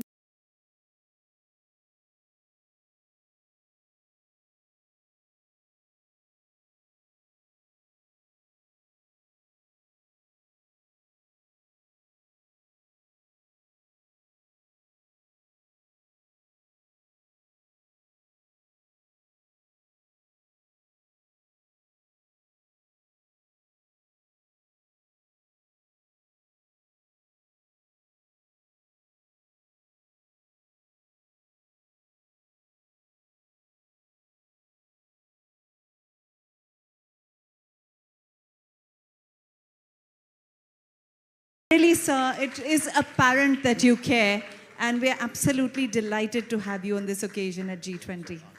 Thank you so much. We'd also like to thank Mr. Ovais Sarmad, Deputy Executive Secretary, United Nations Framework Convention on Climate Change. We'd like to thank Honorary Bhogolo Kenewendo, United Nations Climate Change High-Level Champion Special Advisor, Africa Director. She has also been Cabinet Minister of Investment, Trade and Industry in Botswana. A great privilege to have you with us. Mr. Anirudh Dasgupta, President and CEO, World Resources Institute. Sustainability is the byword when it comes to your work, and sustainable cities and urban design, poverty alleviation, all of these have greatly benefited with your inputs. Of course, Shloka Nath, the Executive Director of India Climate Change Collaborative, who leads the sustainability portfolio at the Tata Trusts, focused on the organization's climate, energy, and environment work. It is indeed a privilege to have, in partnership with the Ministry of External Affairs G20 Secretariat, the UN Resident Coordinator's Office in India, and the Observer Research Foundation's partnership for this event on green development, need for an ambitious version for the 21st century. So we really are delighted to have these partnerships, because the more we partner, the stronger we are. Moving on to the next session, the plenary session 2, Green Development and Financing for SDGs, including Climate Action. I'd like to invite Ms. Lily Han, Director, Innovative Finance, the Rockefeller Foundation. She leads the Global Economic Recovery Program focused on development and climate finance, and her work focuses on policy and advocacy. Lily, thank you for being with us. I'd also like to invite on stage our keynote speaker, that is Mr. Avinash Prasad, Special Envoy to the Prime Minister of Barbados, on investment and financial services, and member independent high-level expert group on climate finance. It's a privilege to have with us Mr. Amar Bhattacharya, a senior fellow at the Center for Sustainable Development, housed in the Global Economy and Development Program at Brookings. Sir, your work focuses on the areas of global economy, development finance, and global governance, and links between climate and development. So we are indeed privileged to have your inputs with us. Please do join us on the stage. Mr. George Gray, Head of the Strategic Engagement and Chief Economist, United Nations Development Program. We're delighted to have you. And when it comes to poverty, labor markets, and social protection, you are the authority in Latin America. Thank you for being here. Our panelist, Dr. Nina Fenton, Head of Regional Representation, South Asia, European Investment Bank. May I request you to join us with your extensive experience in strategy and economic analysis with a focus on emerging markets and developing countries. We really cherish all that you have to share with us. And our last seat needs to be filled. We are absolutely privileged to have Dr. Stephen Waygood with us, the Chief Responsible Investment Officer, Aviva. He's here with us today as both someone who focuses on ethical and environmental investment policies, and therefore, indeed, a voice that we would be absolutely delighted to hear. So, on that note, I think we'll hand over to our keynote speaker, Mr. Prasad. Really a privilege to have you here.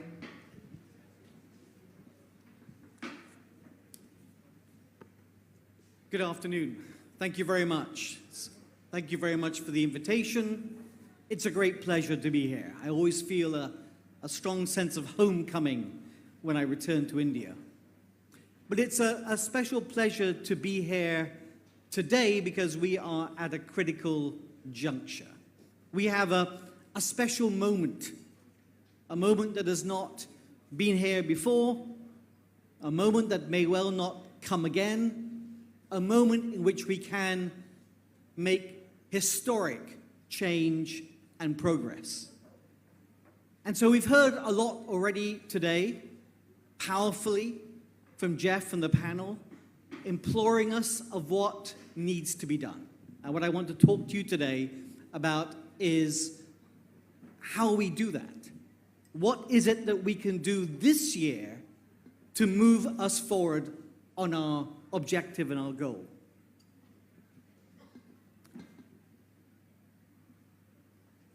My father was a development economist of some note. I was born into a family concerned about the Brandt Commission, the Brundtland Commission, Our Common Future, the South Commission, concerns about vulnerability and vulnerable states. I was born in to the moral imperative of development. And my growing up was a realization that moral imperative is not enough. That just the moral imperative alone did not change anything.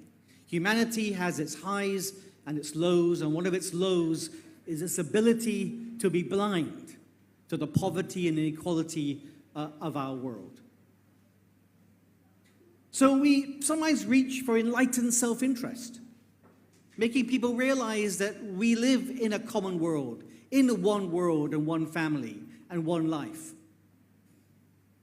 You know, one of the founding articles for the World Bank and the IMF was John Maynard Keynes's The Economic Consequences of the Peace, where he argued that it's not in British and French interests to underdevelop Germany. It was his bestseller, in fact. Not because it was heeded, but because it proved to be right. So unfortunately, there isn't enough enlightenment either.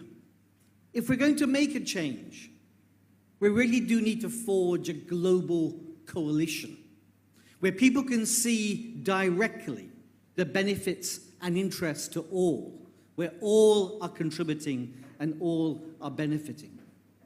And I think uniquely that space in which that occurs is in climate change. I think in climate change we are seeing the real development of a global coalition for change.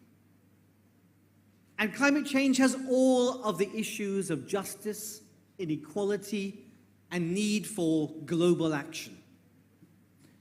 Global warming has been caused by the stock of greenhouse gases put there by the wealthy countries in their industrialization. Indeed, their wealth directly correlates to their contribution of the stock of global greenhouse gases. But we can't sit back and ask them to make all the change, because today, in the modern world, where they have become wealthier, where they've changed their consumption and their production and their tastes, and production has shifted to other parts of the world, now a majority of greenhouse gases are being emitted by the developing world. Not the majority of the stock, but a majority of the emissions. We have a carbon budget of 15% left.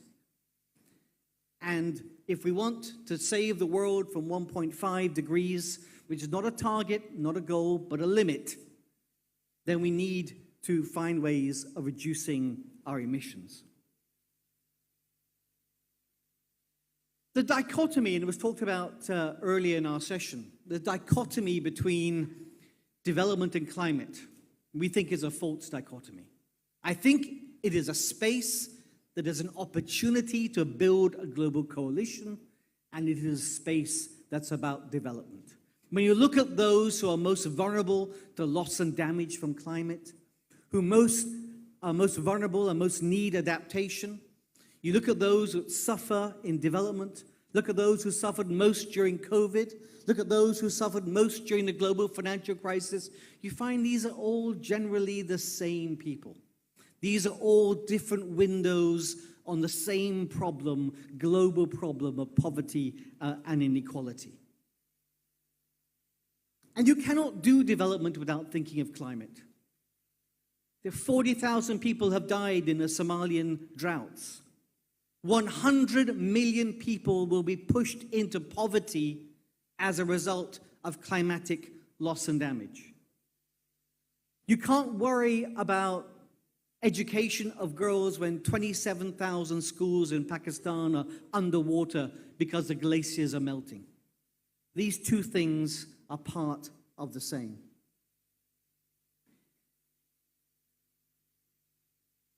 So how do we achieve change for development and for climate change?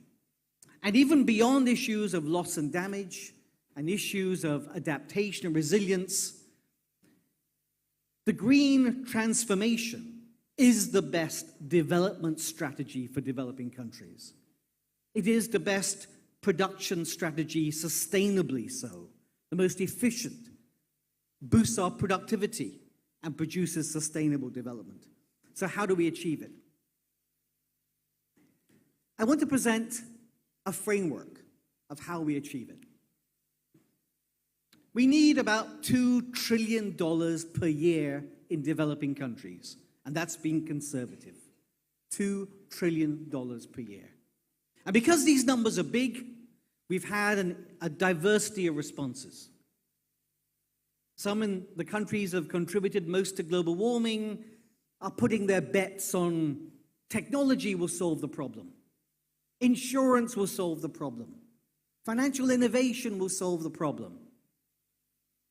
And others are saying, well, you caused it, you've got to pay for it. None of these solutions would get us to where we need to be. We need to break down what we need to do into three. Where there are revenue streams attached, we need to involve the private sector. Where there are savings, we need to shift the multilateral development banks so they are playing a much greater role, where we are doubling and trebling the amount that they lend, We're releasing $1 trillion extra. This is possible. The G20 Working Party highlighted the fact that we need to employ callable capital, SDRs, and if we do so effectively, make callable capital callable, we can create that headroom. And that headroom needs to be focused on those investments and adaptation and resilience for which there are not revenue streams attached, but there are savings to be had. And then there's stuff that there are no revenue streams attached. There are no savings, but we need to do. And much of that is the loss and damage agenda, the loss and damage from climate change. Some of the investments we need to do in nature capital, in reforestation, in defending our biodiversity. Some of these things, no revenue streams, no savings. We need grant money for that. We can limit and focus the grant money on those things that we can't get revenues for, that we can't save for, but there's still that check that needs to be written. It's not a check for everything. It's not the biggest check, but it is a check. And we need, because ODA budgets, overseas development assistance budgets, they're getting no bigger. They're shrinking. I say that governments are not getting elected to fund the foreigners. They're getting elected to deport foreigners. In that world, we need to find a way of focusing the grants onto those things that cannot be funded in any other way, but we need those grants. We need new additional revenue streams to fund those things. We believe the fossil fuel industry needs to make its contribution. $4 trillion of revenues last year. Just 1% will fund loss and damage. The agricultural sector, the shipping sector and transport sector, 1% of these will solve our loss and damage problem without touching our ODA budgets. So we need to double and treble MDB lending using callable capital. We need new additional revenue streams. And let me end and talk a little bit more about how we mobilize the private sector. Because yes, and it was discussed a little bit yesterday, just a moment ago, 70% or more of the funding we need can only come from the private sector. Developing countries don't have the balance sheet for it. Philanthropists can play a critical role, but they don't have the balance sheet for it. We're talking about almost $1 trillion, over $1.5 trillion per year. But that private sector is not coming to developing countries today because the cost of capital is too high. And when we say that, people say, well, we need to reduce risks. Cost of capital is high because it's risky. And the multilateral development banks say, well, the problem is developing countries don't have the right policies. They don't have the right regulation. They don't have the right plans. They don't have the right investable projects. The hidden agenda there is, it's your problem. You need to get your act together. But if you actually look at the cost of capital, the cost of India borrowing versus Germany borrowing, the cost of an Indian project in solar borrowing versus a German project, over 75% of this cost of capital is nothing to do with the regulation, with the individual project plans. It's a macro risk problem. It's a currency risk problem. We live, if you look at the fundamentals of Bokolo on the other the panel is from Botswana, a country with better economic fundamentals than any country in Europe today. Better economic fundamentals than any country in Europe today. Its borrowing costs several hundred percentage points higher. It doesn't have an ECB. It doesn't create an international reserve currency. We need an international body that uses callable capital, uses SDRs, sits in the middle of our multilateral development banks, being able to use their capital and their liquidity, whose purpose is to lower macro risks for investing in green transformation, and lowering that cost of capital and driving $1 trillion plus of investment in developing countries. And that is the framework I wish to leave you with. They are things with a revenue stream attached, for which we need to mobilize the private sector, but they will not come on their own. And it's not just about getting your plans together. It's about lowering macro risk. There's a role to be played for within the network of the multilateral development banks, a new agency, a green, just transition, financing trust, a green, just transition with a financing element to lower the cost of capital, the macro risks. We need to double and treble the MDB lending and focus that on creating resilience and adaptation, things the private sector is not going to do. And we need to create new additional revenue streams for the loss and damage that you cannot borrow for and you cannot insure for. Insurance works when you've got uncertainty but a steady risk. Climate change is an uninsurable event, a rising risk with rising correlations. We need grant money for that. And let me end with a few things where you do not need money at all for. Because really, I think the moment here is to put feet to the fire.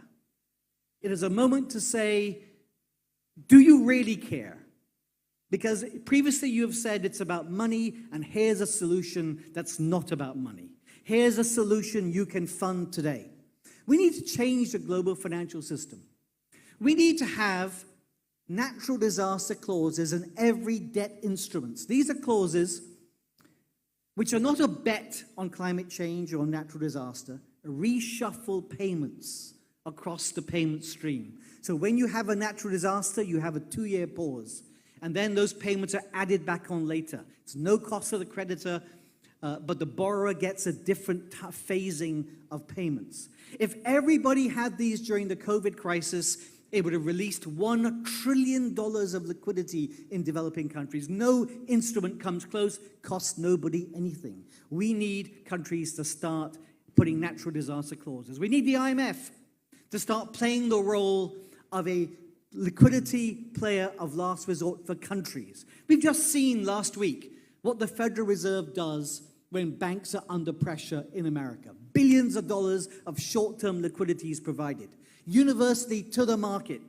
No conditionality. We give it to everybody so that there's no opprobrium, there's no stigma. How do we do it internationally? Come to us, case by case, conditional. We need market-wide access to liquidity. Again, something that in the long run costs us nothing. So that is the agenda, ladies and gentlemen. It's not just about imploring that we need to do something. Here's a plan with ambition, a plan that's achievable, a plan that we can champion today. Thank you very much indeed.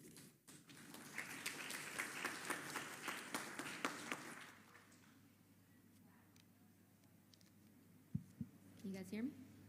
Yes? Thank you, Avi. I've had the privilege of seeing you address many different audiences in many different contexts, and it never fails to re-energize me every time I hear how simple and clear your recommendations are, but also how, if you put them all together, how systemic they are in nature. So that's going to be the focus of our panel discussion today, and I'd now like to turn it over to some of our distinguished panel members to hear their reflections. I think the good thing is we have a pretty good representation of cross sectors up on the stage here. We have government, we have the private sector, we have MDBs, we have the UN, we have think tanks, and philanthropy. So I think it'll be interesting to see if there is an emerging consensus or commonalities among the recommendations that each of these sector representatives might put forward to the Indian G20 presidency. And my hypothesis is that there will be, in which case that probably means that they're worth paying attention to. So, without further ado, actually let me just touch base on a few logistics. In the interest of time, let's keep it to one round of questions for the panelists. But within that, it would be great if each of you can specifically address which recommendations you would put forward to the Indian G20 presidency as the top priorities for them to champion on the financing reform agenda. And if you need to take a bit more time to elaborate within your one round of comments, that's fine. And then we can leave the remaining time to have some more questions from the audience. So let me turn it over to you first, Amar. You've written and spoken extensively on the so-called big push that is needed to invest in global economic recovery and sustainable growth. We're talking in the order of, your estimates are 1.3 trillion per year by 2025 and 3.5 trillion per year by 2030.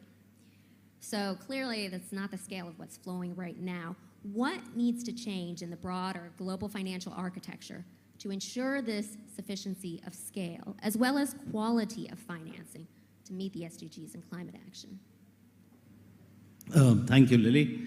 So great to be in the same podium as you again. I'm here very much because Amitabh and Inam have set a task for themselves on which we collectively owe full throttle support, which is raising ambition in this year, but that extends beyond this year in delivering for both development and climate. And so I'm really privileged that, we are following not the previous panel, following in Avi's footsteps. So I have I really want to focus on the role of the G20 at this point in time to answer your question.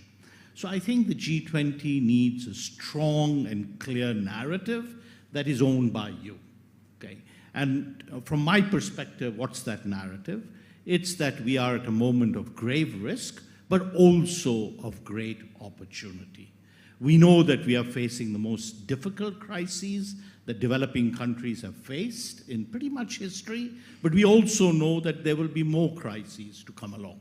So the world of crises are here to stay, and we need an architecture that will respond to it. Second, as we heard from Jeff, we are behind in virtually every SDG, and we are ill-prepared for the development challenges of the next 3 decades, including the demographic transition where we will add 2 billion people to this planet, all in the developing world other than China. And third, we are, of course, facing a climate crisis whose impact is the greatest on the developing countries, but the developing countries other than China will account for more than 50% of emissions as soon as 2030. Therefore, they are the key to the solution. Acting on it is key to development. So what's the answer? It's an attractive path that Ani and others talked about, which is a better form of growth, different from the harmful, wasteful path of the past, and that is driven by 2 forces: innovation of the already here, innovation of the future, and investment. So I have done Jeff's bidding. I've done spreadsheets, as you said, for the past 2 years. I just want to put 2 numbers out there. The first number is, in order to meet the SDGs, in the large sense of the word, invest in all forms of capital that Jeff was talking about, we need to increase in investment in the SDGs from roughly about 2.4 trillion before the COVID crisis to about 5.8 trillion by 2030, a doubling. But within this space, we have to increase climate-related investments fourfold. What do I mean by climate-related investments? Investment in the energy transformation, investment in adaptation and resilience, financing of loss and damage, natural capital, and just transition. We are spending currently between 500 to 600 billion on this. We need to increase it fourfold in this decade. That is the area of the biggest increase that we need to invest in, but it's an opportunity. I'll come back to that. So last thing is, what does this imply then for the G20? So 4 areas of important action. First, we need an architecture for scaling up. All the finance in the world is active right now. In 2018, the G20 Eminent Persons Group recommended the proposal around country platforms. You have been associated with that too, Lily. We are not there. We have the Just Energy Transition programs as an experimental state right now, but we don't need to do that just for energy. we need to do that for all priority objectives. So the G20 needs to think about an architecture for scaling up investments. Second, as we have heard repeatedly, the role of the multilateral development banks today are critical. Why? Because they are the instruments for scaling up. They can help translate those programs into viable investment in projects.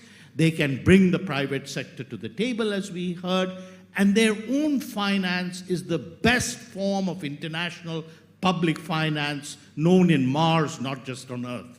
So we have to be able to find a way to scale up the MDB system. That means not trying to say we're going to do the recommendations on the balance sheet first, private capital second, expanding capital. We need to press on the accelerator on all three here and now. That's the task for the G20. Second, we do need to create a new highway for private finance. What is absolutely clear is in the green transition, the role of the private finance in the real sector is much greater than it was before. But just think about renewable energy. Think about, green hydrogen. Think about e-mobility. The private sector can play a very big role in this, but we need to bring private finance to the table.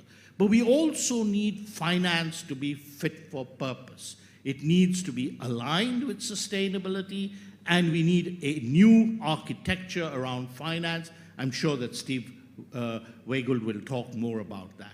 And the last point I want to make on the agenda is about debt and concessional finance. So exactly as Avi was saying, we need to tackle the problems of overhang of debt, but we need to make sure that the cost of new debt is reasonable. We need to find smart ways to deal with contingent shocks like the kind that he mentioned, but we also will need to greatly expand the envelope of concessional finance. And if we are waiting for donors to come along and fill that gap, we'll be waiting a long time.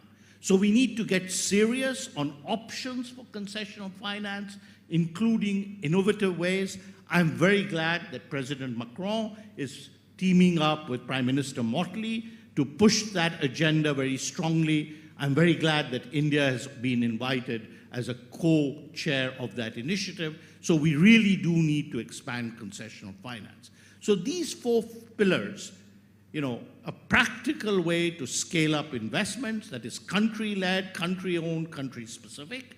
Second, scaling up of the MDB system so it's fit for purpose, a new highway for private finance, and dealing with debt and concessional finance. That is my agenda for the Indian G20 presidency. That doesn't end with the Indian G20 presidency, and all of you and all of us on this side have to really team up to get the results that Amitabh was talking about. Thank you so much, Amar. Let me turn next to you, George. You're the UNDP's chief economist, and we just heard a pretty compelling vision from fellow economist Jeff Sachs of what's needed, which I think underpins a lot of the so-called SDGs stimulus plan. So can you tell us a little bit more about what the stimulus plan entails? And I understand that there may be some elements of it that are actually feasible within the current global financial architecture, and then, of course, some elements of reform that are called for as well. Thank you. Thank you so much, Lily. I wanted to start by pointing out that what Avinash mentioned is things are achievable within the existing financial architecture, and we need to pinpoint them. We need to find them. We need to pursue them. And I want to talk briefly about that. But then we also have to look at what needs to be reformed. So because there are issues, and I think the Indian presidency with the concept of green development is positioning what needs to be reformed. Let me start with what we think is already within reach. The Secretary General has proposed an SDG stimulus plan. The building blocks of that plan are already on paragraph 7, 8, and 9 of the chair's summary in the finance track on liquidity, MDB reform, debt restructuring within the common framework. The technical case has been made. 52 economies are right now either in debt distress or at high risk of debt distress. That includes debt overhang for many low-income economies, but also many middle-income economies. Together, they're about 3% of global GDP, but account for 50% of global poverty today. That's the size of the problem. 25 of those economies are paying more than 20% of their government revenues on debt servicing this month. 20%. 17 of these economies are paying more than 10 percentage points in spread between treasury bills and their sovereign debt. That's 17 economies. So the technical case has been made. But has the political and development case been made? I think no. And I think that the Sherpa track needs to make that case. I think that the Indian presidency has positioned two ideas that can make that case. The first is that green development involves both having growth, jobs, human development on the one hand, but also energy transitions, deep decarbonization, green hydrogen on the other. Not one or the other, but both. The problem is that we need to craft the policy space and craft the international financial architecture to achieve that, because that's an empty quadrant today in the global policy space. What is it that can be achieved? What is the counterfactual to this absence of convergence? It's what we're seeing today.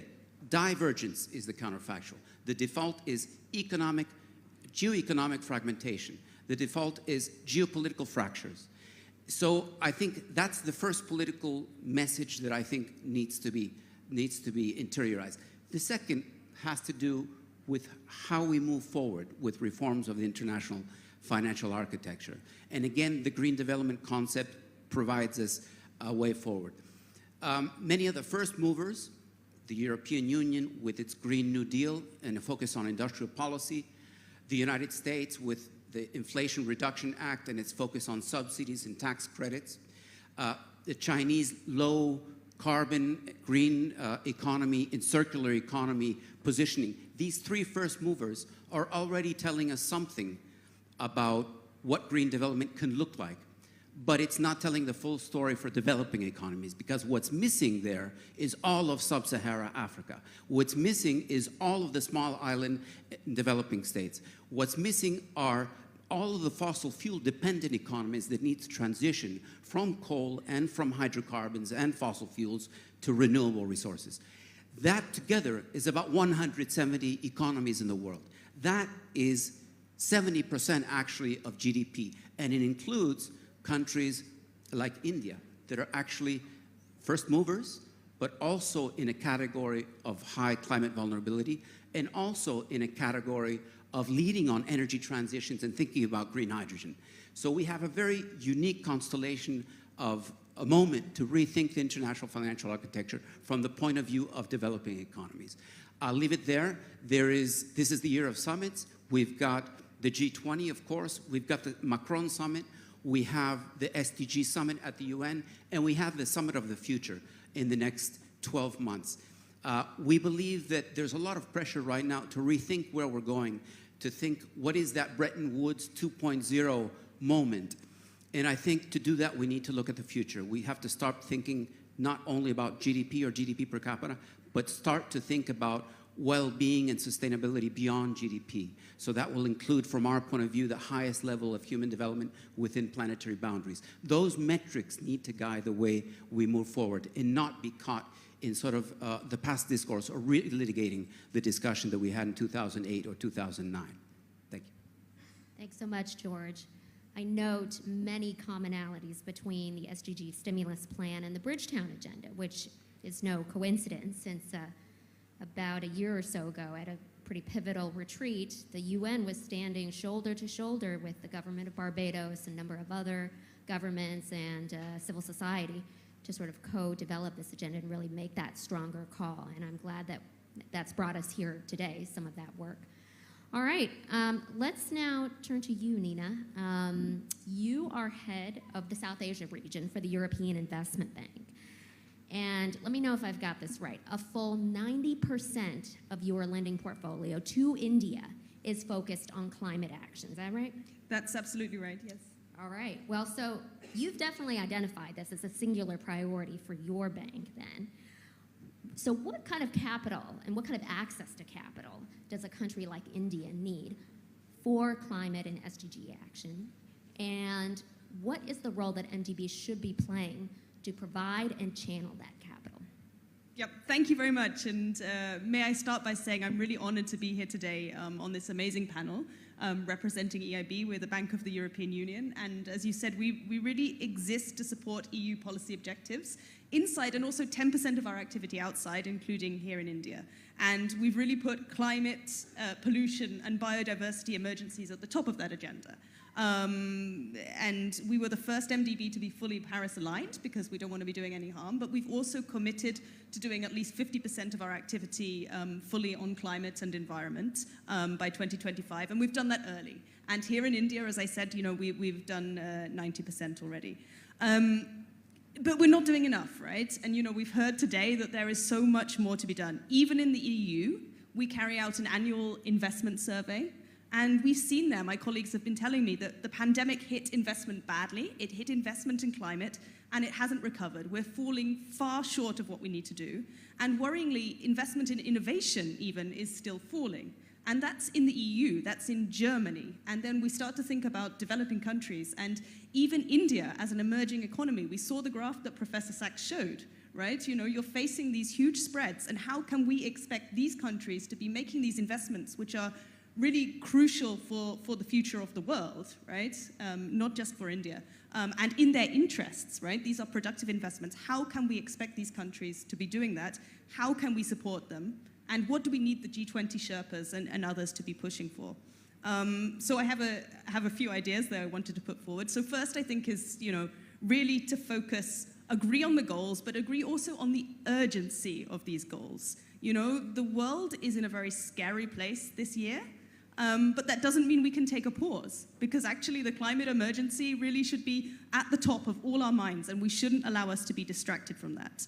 And you know, that's why we've been taking these steps at the EIB, and that's also why, you know, a lot of the words that people were saying today about climate and development. Climate is development. There is no development without thinking about the climate crisis, without thinking about resilience, without thinking about adaptation. And these are things we're trying to take very seriously at EIB. We set ourselves targets for doing more on adaptation because, you know, we're bankers and we also look at these spreadsheets and we don't do anything unless there's a kind of percentage there. But we all need to do more on that, and I think that's something that the G20 Sherpas can play an important role in pushing us towards that. And this is not easy, you know. We're very proud of what we've achieved in becoming Paris aligned, but that was not an easy discussion, particularly during an energy crisis, to say that we're not going to fund any more new gas projects. That was not an easy discussion, but we took that decision because this is something that matters for all of us, and you know, we're happy to see our peers also moving in the same direction with us. But of course, it's not enough.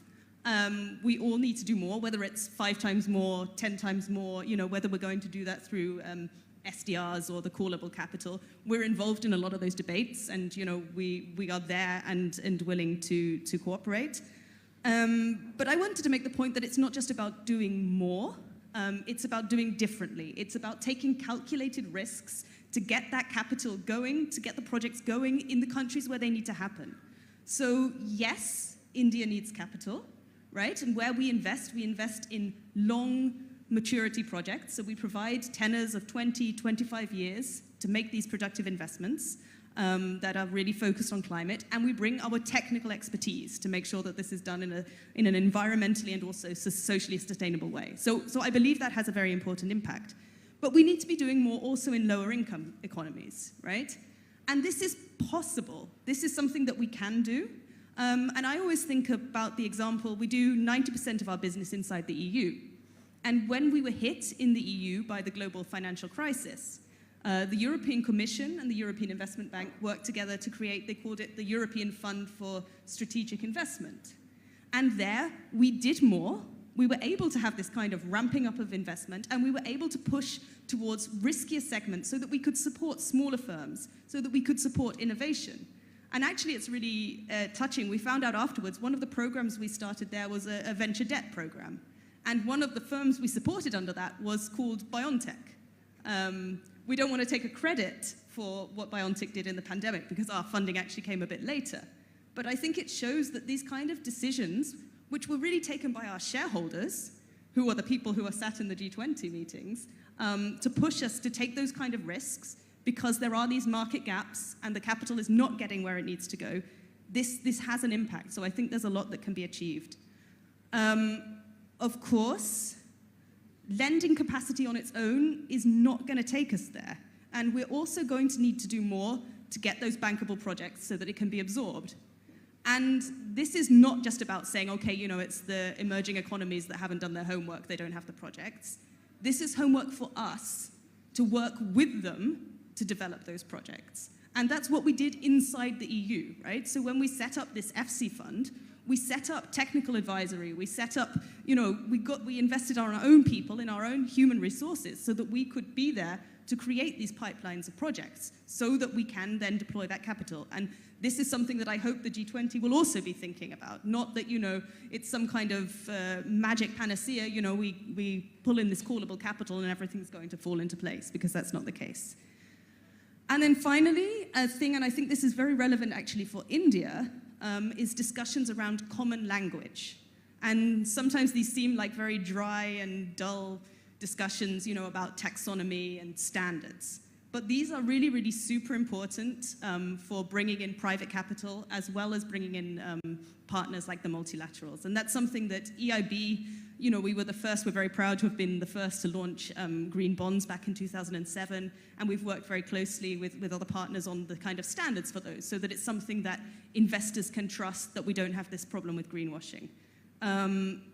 There's still more to do. We're still working on making sure that adaptation is properly taken care of so that investors can come into that, but also other SDGs. So, you know, it's not just about climate. We've been talking about that today, and we need to have similar kind of standards so that people can invest in gender, so that people can invest in education. I'm going to stop there. There's so much more I could and would love to say, but I want to give space to the others. But I really look to the G20 to give us this kind of push on many of these areas I've been talking about. And I think listening to Sri Amitabh Kant today, I think India wants to give that push. And, you know, I'm a born optimist. I hope that a lot will come out of this. Thank you. Thanks so much, Nina. I think when I hear all this talk of, you know, MDB reform and Bretton Woods 2.0, there's a lot of connotation that it's these institutions that are to blame. They're not doing enough. They're too old-fashioned and bureaucratic and not fit for purpose for modern crises. But I think as people like Nina demonstrate, there's a lot of institutional knowledge and appetite for doing a whole lot more in these institutions by the people who actually are on the front lines of development and climate finance and perhaps understand the urgency of these problems more so than many others. And actually, it's not just about reforming the institutions themselves, but also the political will from their shareholders, their governance structure, from political bodies like the G20 that can sort of give that needed push, also give the sufficiency of scale of financing through these institutions that we've talked about so much here. So with that, let's move on to you, Steve. You're Chief Responsible Investment Officer of the global insurance firm Aviva. You helped to bring us a private sector perspective into this conversation. So from your vantage point, what are the systemic changes that are needed to sort of unleash financial markets for these forces for green development? And what does that approach look like to you? And also, how optimistic are you that we might be able to get there in the time frame that we need? Wow. That's a multi-layered question, Lee. Thank you. And I should start by saying what a huge privilege it is to be here. I'm really honored to be sharing this panel with such an august set of leaders in this space, and really honored to have had the invitation. Thank you very much indeed. In terms of my hope, you talked about optimism there. I've worked in this area for about 25 years, and when I say this area, I mean how do you harness private finance to deliver a just and smooth transition? That's roughly what I've been looking at for the last 25 years. And I've never had more hope, actually, than I have today. And I know that's odd, given we've just had the IPCC's summary of their sixth assessment. But the reason why I say that is because conversations like this are taking place, which just didn't exist even 3 years ago, and certainly not 25 years ago when I started. There are more finance ministers now talking about this, more central bank governors. And it's they that need to harness markets. So the fact that they're recognizing the concern is the single biggest fact that gives me hope. Now, probably the most important fact I can share with you, and then I'm going to give 3 recommendations. But the most important fact is you may have been lulled into a sense of security, actually. You've heard about 1.1 degrees, 1.5 degrees. Obviously, you'll be aware that Paris takes us no further than north of 2. But the honest, blunt, stark reality is the current structure of markets are rewarding 3.5 degrees. That is what we're capitalizing. If you look at the implied temperature change of most developed countries, the proven and probable reserves of the fossil fuel sector take us to north of 3 degrees. And it pays those companies to extract at that rate because of that fact. So in other words, the Paris Agreement is a political ambition. It is not a reality in the markets today. Far, far from it. North of 3 degrees, as you all know, sees hundreds of millions of people, if not billions of people, migrating by the end of the century. That is the blunt, stark reality which the gentleman from WRI was so clear about. Absolutely true. So the private sector is beginning to wake up to that. Private finance, particularly, but only just beginning to wake up to that. The consequences to the insurance business model, if we get to 3.5 degrees, are existential crisis. There will be huge amounts of the global economy that we won't want to underwrite. That remains, some of that remains, the customer will not be able to afford the premium. For those of you lucky enough to have a mortgage, could you afford the premium on your home insurance if it was 3 or 4% of your house price? Most people couldn't. So in other words, most developed markets that lend through mortgages will be in technical default because their insurance won't be affordable. We saw what 8% of the US mortgage market going subprime did just over 10 years ago now. We're talking about every mortgage market everywhere going subprime in a big way. That's an unrecoverable end-of-century situation. And the G20 is the organization that can demonstrate leadership now. I'm going to take you through 3 slides. It's a crash course MBA in about 2 minutes, so forgive me, please. But for those of you that have been looking at the slide, it's a schematic representing how money flows through the system from the end investor, the people who've worked hard to save, how it then goes through from the left, through pensions, through their institutional pension, maybe through their insurance company, how their insurance companies then use investment consultants, and there are only really 12 investment consultants in the world that really matter. Those consultants choose fund managers, and 25 of the world's fund managers run more than half of the world's assets under management. So huge concentration here. Those asset managers then buy and sell on stock exchange, and only about 15 exchanges represent 90% of capital, which is a problem that Jeff was referring to. But those stock exchanges used to be government regulators. They were owned by government. Most of them have become for-profit and listed on their own exchange and incentivized their executives to focus on total shareholder return and earnings per share, which has made them machines for short-termism. These used to be institutional regulators. They're no longer that. They're profit centers. That is an enormous problem. Then you have the investment banks that bring the capital to the companies that need it. And the business model of investment banks is also one based on churn. The more they buy and sell companies for the fund manager, the more money they make. That's true of a stock exchange too. So nobody designed the system, but the incentives within it, the pay structure, the business models, they're all aligned with short-termism, not the end of the century. That's why it's being discounted. An existential crisis of 3.5 degrees is being discounted to being meaningless now. Now, one of the changes that we need to make here is the cost of capital does not reflect the cost of carbon. The best way of doing that is, of course, by internalizing the externality. It can be done in a range of ways, not just carbon pricing, not just emissions trading, but standards and regulation. The OECD offered this forum a year ago the opportunity to provide advice to emerging markets and developing countries on how to implement a cost of carbon that was fit for their NDC. I don't know why that offer from the OECD wasn't taken up. That, for me, was a substantive recommendation, and I'd like to see it. There's something the Sherpa track can show leadership on.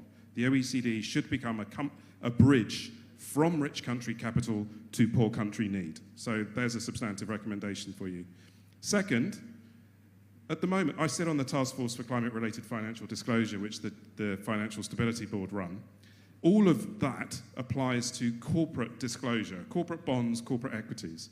And TCFD guidance is, I think, spectacularly now being embedded in the system, but it says nothing about sovereign disclosure.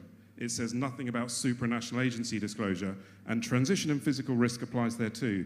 The G20 Sherpa track could ask the TCFD to now produce guidance for sovereigns, sub-sovereigns, and supranational agencies, voluntary guidance. And the reason for doing that is so that the countries can maintain their cost of capital, because otherwise they will receive a downgrade if they've got extreme physical risk. And most emerging markets and developing economies have more physical risk than developed. That's a further tragedy. So that's how the money flows. And on the next slide, actually I have this, don't I? On the next slide, you've heard the phrase, the international financial architecture, many, many times. It is supposed to be the way banking, insurance, and investment is governed. At the heart of that little Venn diagram in the middle is the real economy. Every company has a bank, is banked, they have a bank account. Most companies in the market have insurance. Some of them come to the market for investment. Those are the three pillars of finance. They're governed in a way to keep them separate. They're regulated at the national level. The standards are drawn internationally. There are forums, associations of regulators internationally that are all appointed and mandated by the multilateral process, including you. That financial architecture was never designed to deal with green development. It was never designed to deal with the climate crisis. It needs to be rethought. It needs to be re-engineered nearly on the 80th anniversary of the Bretton Woods Agreement. And I think a substantive recommendation is that the India track could commission the Sustainable Finance Working Group, one of your working groups, to work with the International Financial Architecture Working Group to bring a stock take to the UAE COP28 of that financial architecture, facilitate a conversation about how it can be enhanced, and bring substantive recommendations to the Brazilian G20 next year about how to repurpose and rethink the financial architecture so that it is on a net zero footing. And that, in association with the Bridgetown Agenda, ladies and gentlemen, has a chance of getting you the 4 to 6 trillion that is needed a year, which itself is 16 times what it took to land a man on the moon and rebuild the global economy after the Second World War in present prices every year. It's an enormous amount of money. Where is the plan? Where is the organization that owns the plan? It is astonishing fact. We had the Apollo program and the Marshall Plan. Where's the equivalent to raise 4 to 6 trillion a year? Thank you very much indeed for the time. Wonderful. Thank you so much, Steve. I mean, as I'm fearlessly taking notes here, I definitely recognize a lot of commonalities and synchronicities between all of these agendas. I hear liquidity. I hear debt relief and reform. I hear a call for scale in many different ways, a call for looking at the MDBs and other IFIs and institutions and what they can do to channel finance. And I think overall, what I also hear is that actually we have a lot of technical solutions already. I mean, you're talking to some of the leading technical experts who have been in the markets, in these institutions, on the front lines of development and climate for decades now, collectively. And it's clear what the technical solutions are, but it's about now political will. And it does seem like, optimistically, that we have a near-term political window before us in the next 9 to 12 months, perhaps more. With all of these key moments coming up, we have the spring meetings shortly in DC, we have the Modi-Macron summit in June, we have the G20 summit, then the annual meetings, the SDG summit for this year's UNGA. We have COP, we have potentially some kind of Bretton Woods 80 moment next year, right? I mean, this is perhaps an unprecedented period in the history of sort of development finance, of political attention on some of this reform agenda. So let's not waste this window of opportunity, I suppose, is the one final call from me, hopefully on behalf of all the panelists here. So thank you so much for listening to some of these recommendations and for reflecting on them. Now, we do have some time left, so I can open it up to the audience for some questions.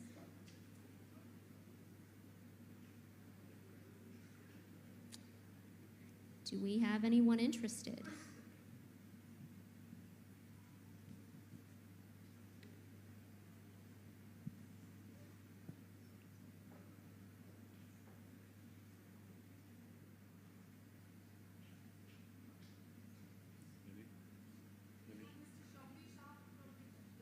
Oh, okay.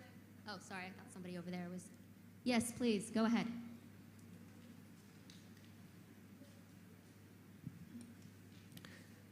Thank you very much, Sherpa, Sharp, UN Resident Coordinator. And first of all, let me just say it's a real honor for us to work with the G20 Presidency of India, Sherpa Track, and ORF on helping to make these panels possible. But I just thought maybe to ask a question to whoever might like to answer, looking at a slightly different approach to galvanizing incentives.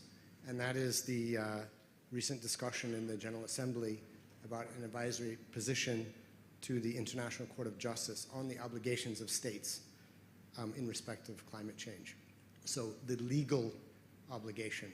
Just wondering if any of the panelists have any thoughts on that direction. Thank you. Any takers? I'm just a bank. Avi, go ahead. So I think that it's, we need a broad front of approaches, and I think that is useful.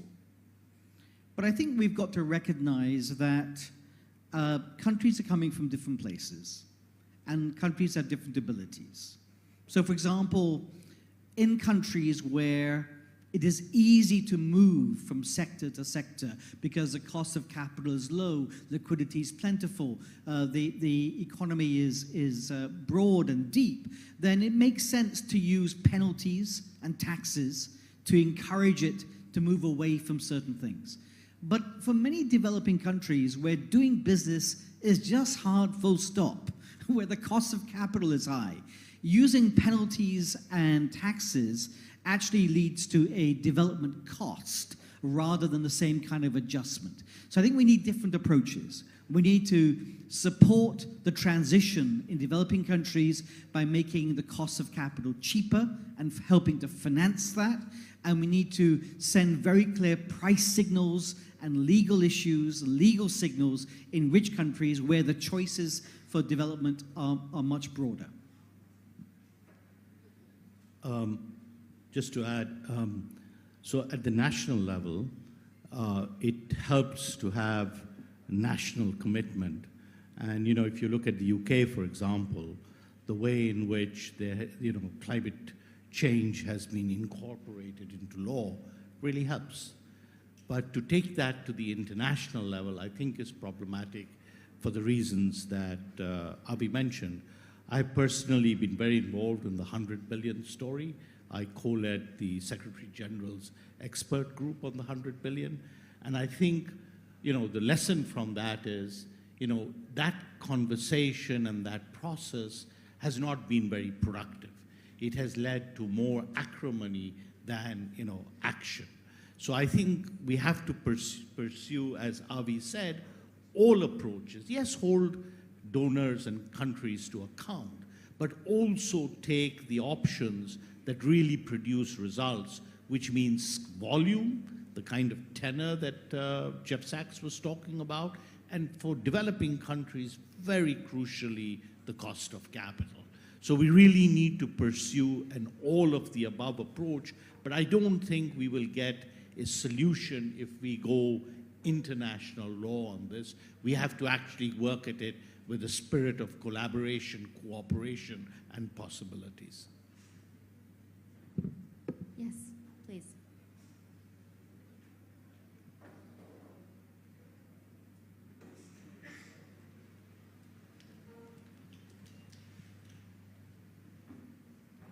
Good afternoon. Oh, sorry, a bit too loud. Good afternoon, and thank you for this very insightful panel. My name is Trudy Makaya. I'm the Sherpa from South Africa. So 2 questions for the panel. I think it was mentioned by Mr. Bhattacharya in passing, the platforms, the just energy transition plans that some of our countries have embarked on, South Africa, Vietnam, Indonesia, I believe, and a few others. Of course, we all have our thoughts, but I'd be curious to hear from you as experts, your observations on the lessons that we're learning as we go along and how we can smooth that path, even as we experiment with those kinds of platforms. Because I think there's enough that has happened so far to show where some of the weaknesses might be and how we can build on the strengths of those partnerships. And then secondly, another issue which was raised in passing was around debt climate swaps, including in the previous panel. I think Ms. Bohuluk and Wendo mentioned the possibility of debt climate. And that seems to be a very difficult agenda that a lot of people don't want to talk about.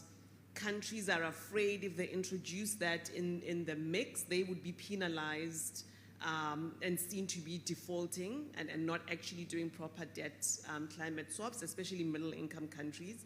I know they've been done for a few small island states, but not so much for other middle-income countries. So I'd also love to hear what you think the agenda is to further the application and the acceptability of those kinds of instruments. Thank you.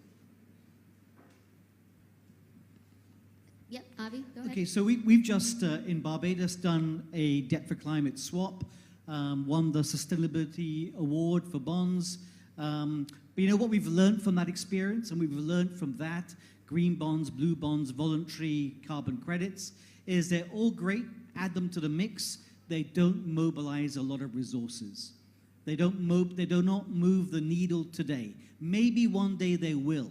But if we start to rely upon it to change, it's not going to work. You know, we released $50 million over 12 years. That's great. $50 million more than we had, but that's not going to change anything. The Just Energy Transition Partnerships, I think, have been really interesting. I initially was against them. I felt it underscored the conceit that rich countries felt all that mattered was that poor countries should have a plan. And I think what they've shown is that it was a conceit. There is a great plan now, but it's not being financed. But the planning process was great. We have a better sense of what it needs and costs for South Africa to make that transition. What we need is proper financing. And that's why we're proposing a just green transition financing trust that lowers the cost of capital in South Africa from over 12% down to the 4 or 5% mark that will drive the private sector to finance that transition, because otherwise they will not come. Amar, would you like to address the question on JETPs? Yeah, I'll address the question of JETP, and then I have to take care of my own just transition. I have a plane to catch. So I wanted to say that I've been privileged actually to be quite involved in the, in the front lines of the South Africa JETP, and I've also been quite involved in the Indonesia JETP. So let me begin by saying it's a very difficult task. It's a very difficult task at the country level to bring together all partners.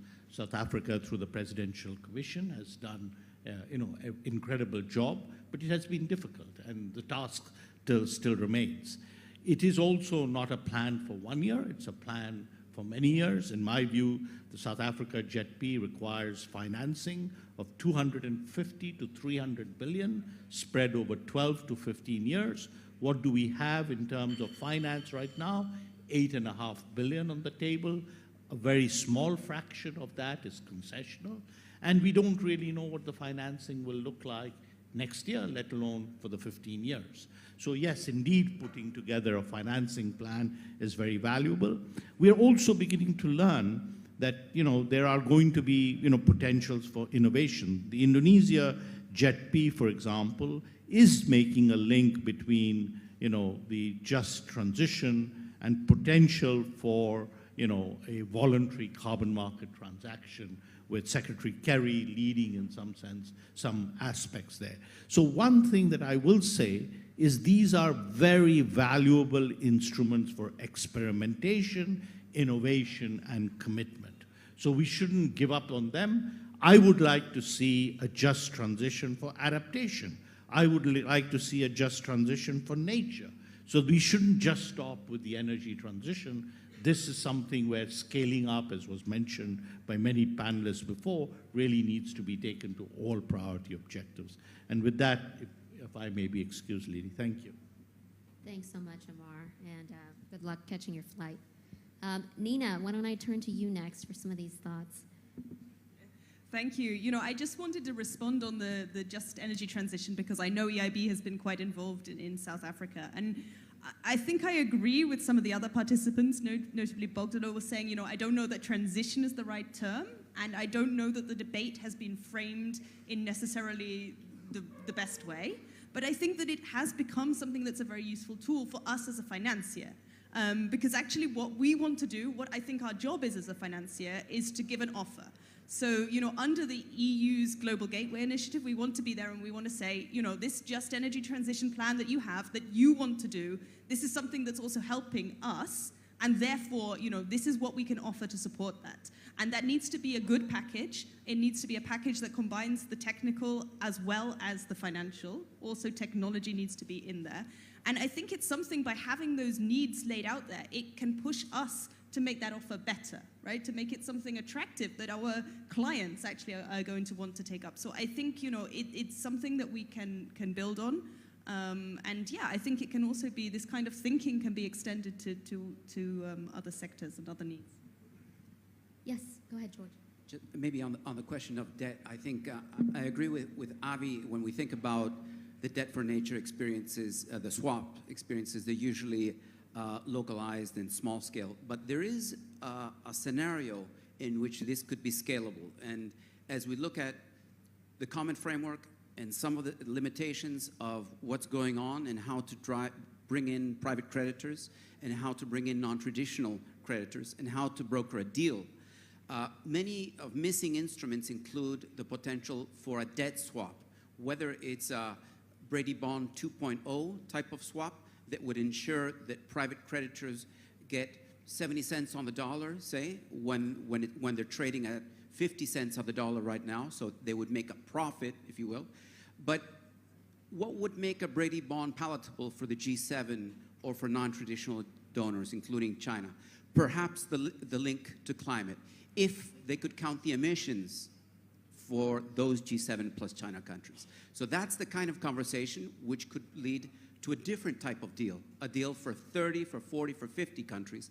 And that's actually coming up in a couple of papers from the UN, but also from the IFIs in the next few weeks. Thank you. Excellent. And with that, I think we're at time. So thank you again to all the speakers and panelists, and thank you all.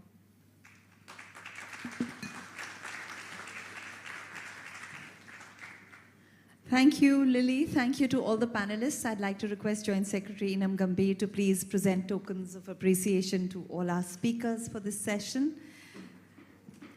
I think we can begin with Avinash Persaud, who's the Special Envoy to the Prime Minister of Barbados. Your admission that it's not all you're doing. You're a second generation, and therefore there's a lot that comes, so should we say, intuitively. And so that's great. I'd also like to thank our other panelists. We have Lily Han, Director, Innovative Finance, Rockefeller Foundation. Mr. Amar Bhattacharya has already headed out to catch his flight, but was wonderful to have his inputs. Mr. George Gray Molina, Head of Strategic Engagement and Chief Economist, UNDP.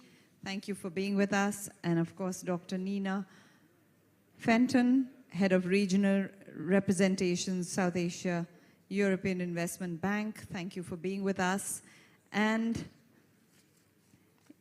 with that, we come to the group photograph.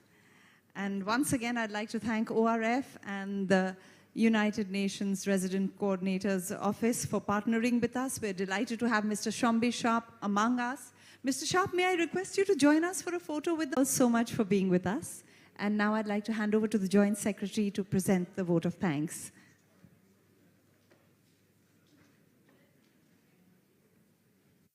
Thank you so much, Shivani. Thank you to everyone. Well, I think it's very hard to find words to summarize what we have discussed today. the amazing discussions that we had. So I think I would just not attempt at summarizing, but just thank very much our panelists for their passion, for their work. I think it's been really, really amazing. On behalf of Sherpa, thank you everyone for being here with us today. Colleagues, we did hear that the challenges that developing countries are facing are indeed unprecedented. If we were to think of any time in history where a country did poverty alleviation, dealt with climate risks, global uncertainties, dealt with transitions, which creates its own chaos, and became a developed nation, well, that has never happened in the history of the world. So we are indeed embarking on a path where developing countries are to do all of these things at the same time. So the challenge, the task is enormous, so has to be our ambition, and that's why we have, as a president of the G20, chosen ambitious priorities. Now, on the question of how to do it, I think some of our speakers have said, so I will just take from their words, we have to tread the space in between the binaries. The binaries between climate and development, growth and sustainability, several binaries that we heard today. Between agreement and disagreement, that's something that we also are in the middle of in the world as we speak. So I think it's very important to also understand that the panelists also spoke about it from the examples of Indian mythological examples and stories. Well, for those who know India and who know Indians, they know that historically and mythologically, we are very comfortable and familiar in treading the space between binaries. So on that path, as we go with our G20 partners, we aim to find consensus exactly in those spaces, the in-between spaces. Usually I would say, let's put our pen to paper, but as Jeff has said, let's get back to the Excel sheet. So thank you very much, and thanks for being here today. Let me also take this opportunity to call the MC on the stage and thank her for her contribution today, and also give her a moment of our appreciation.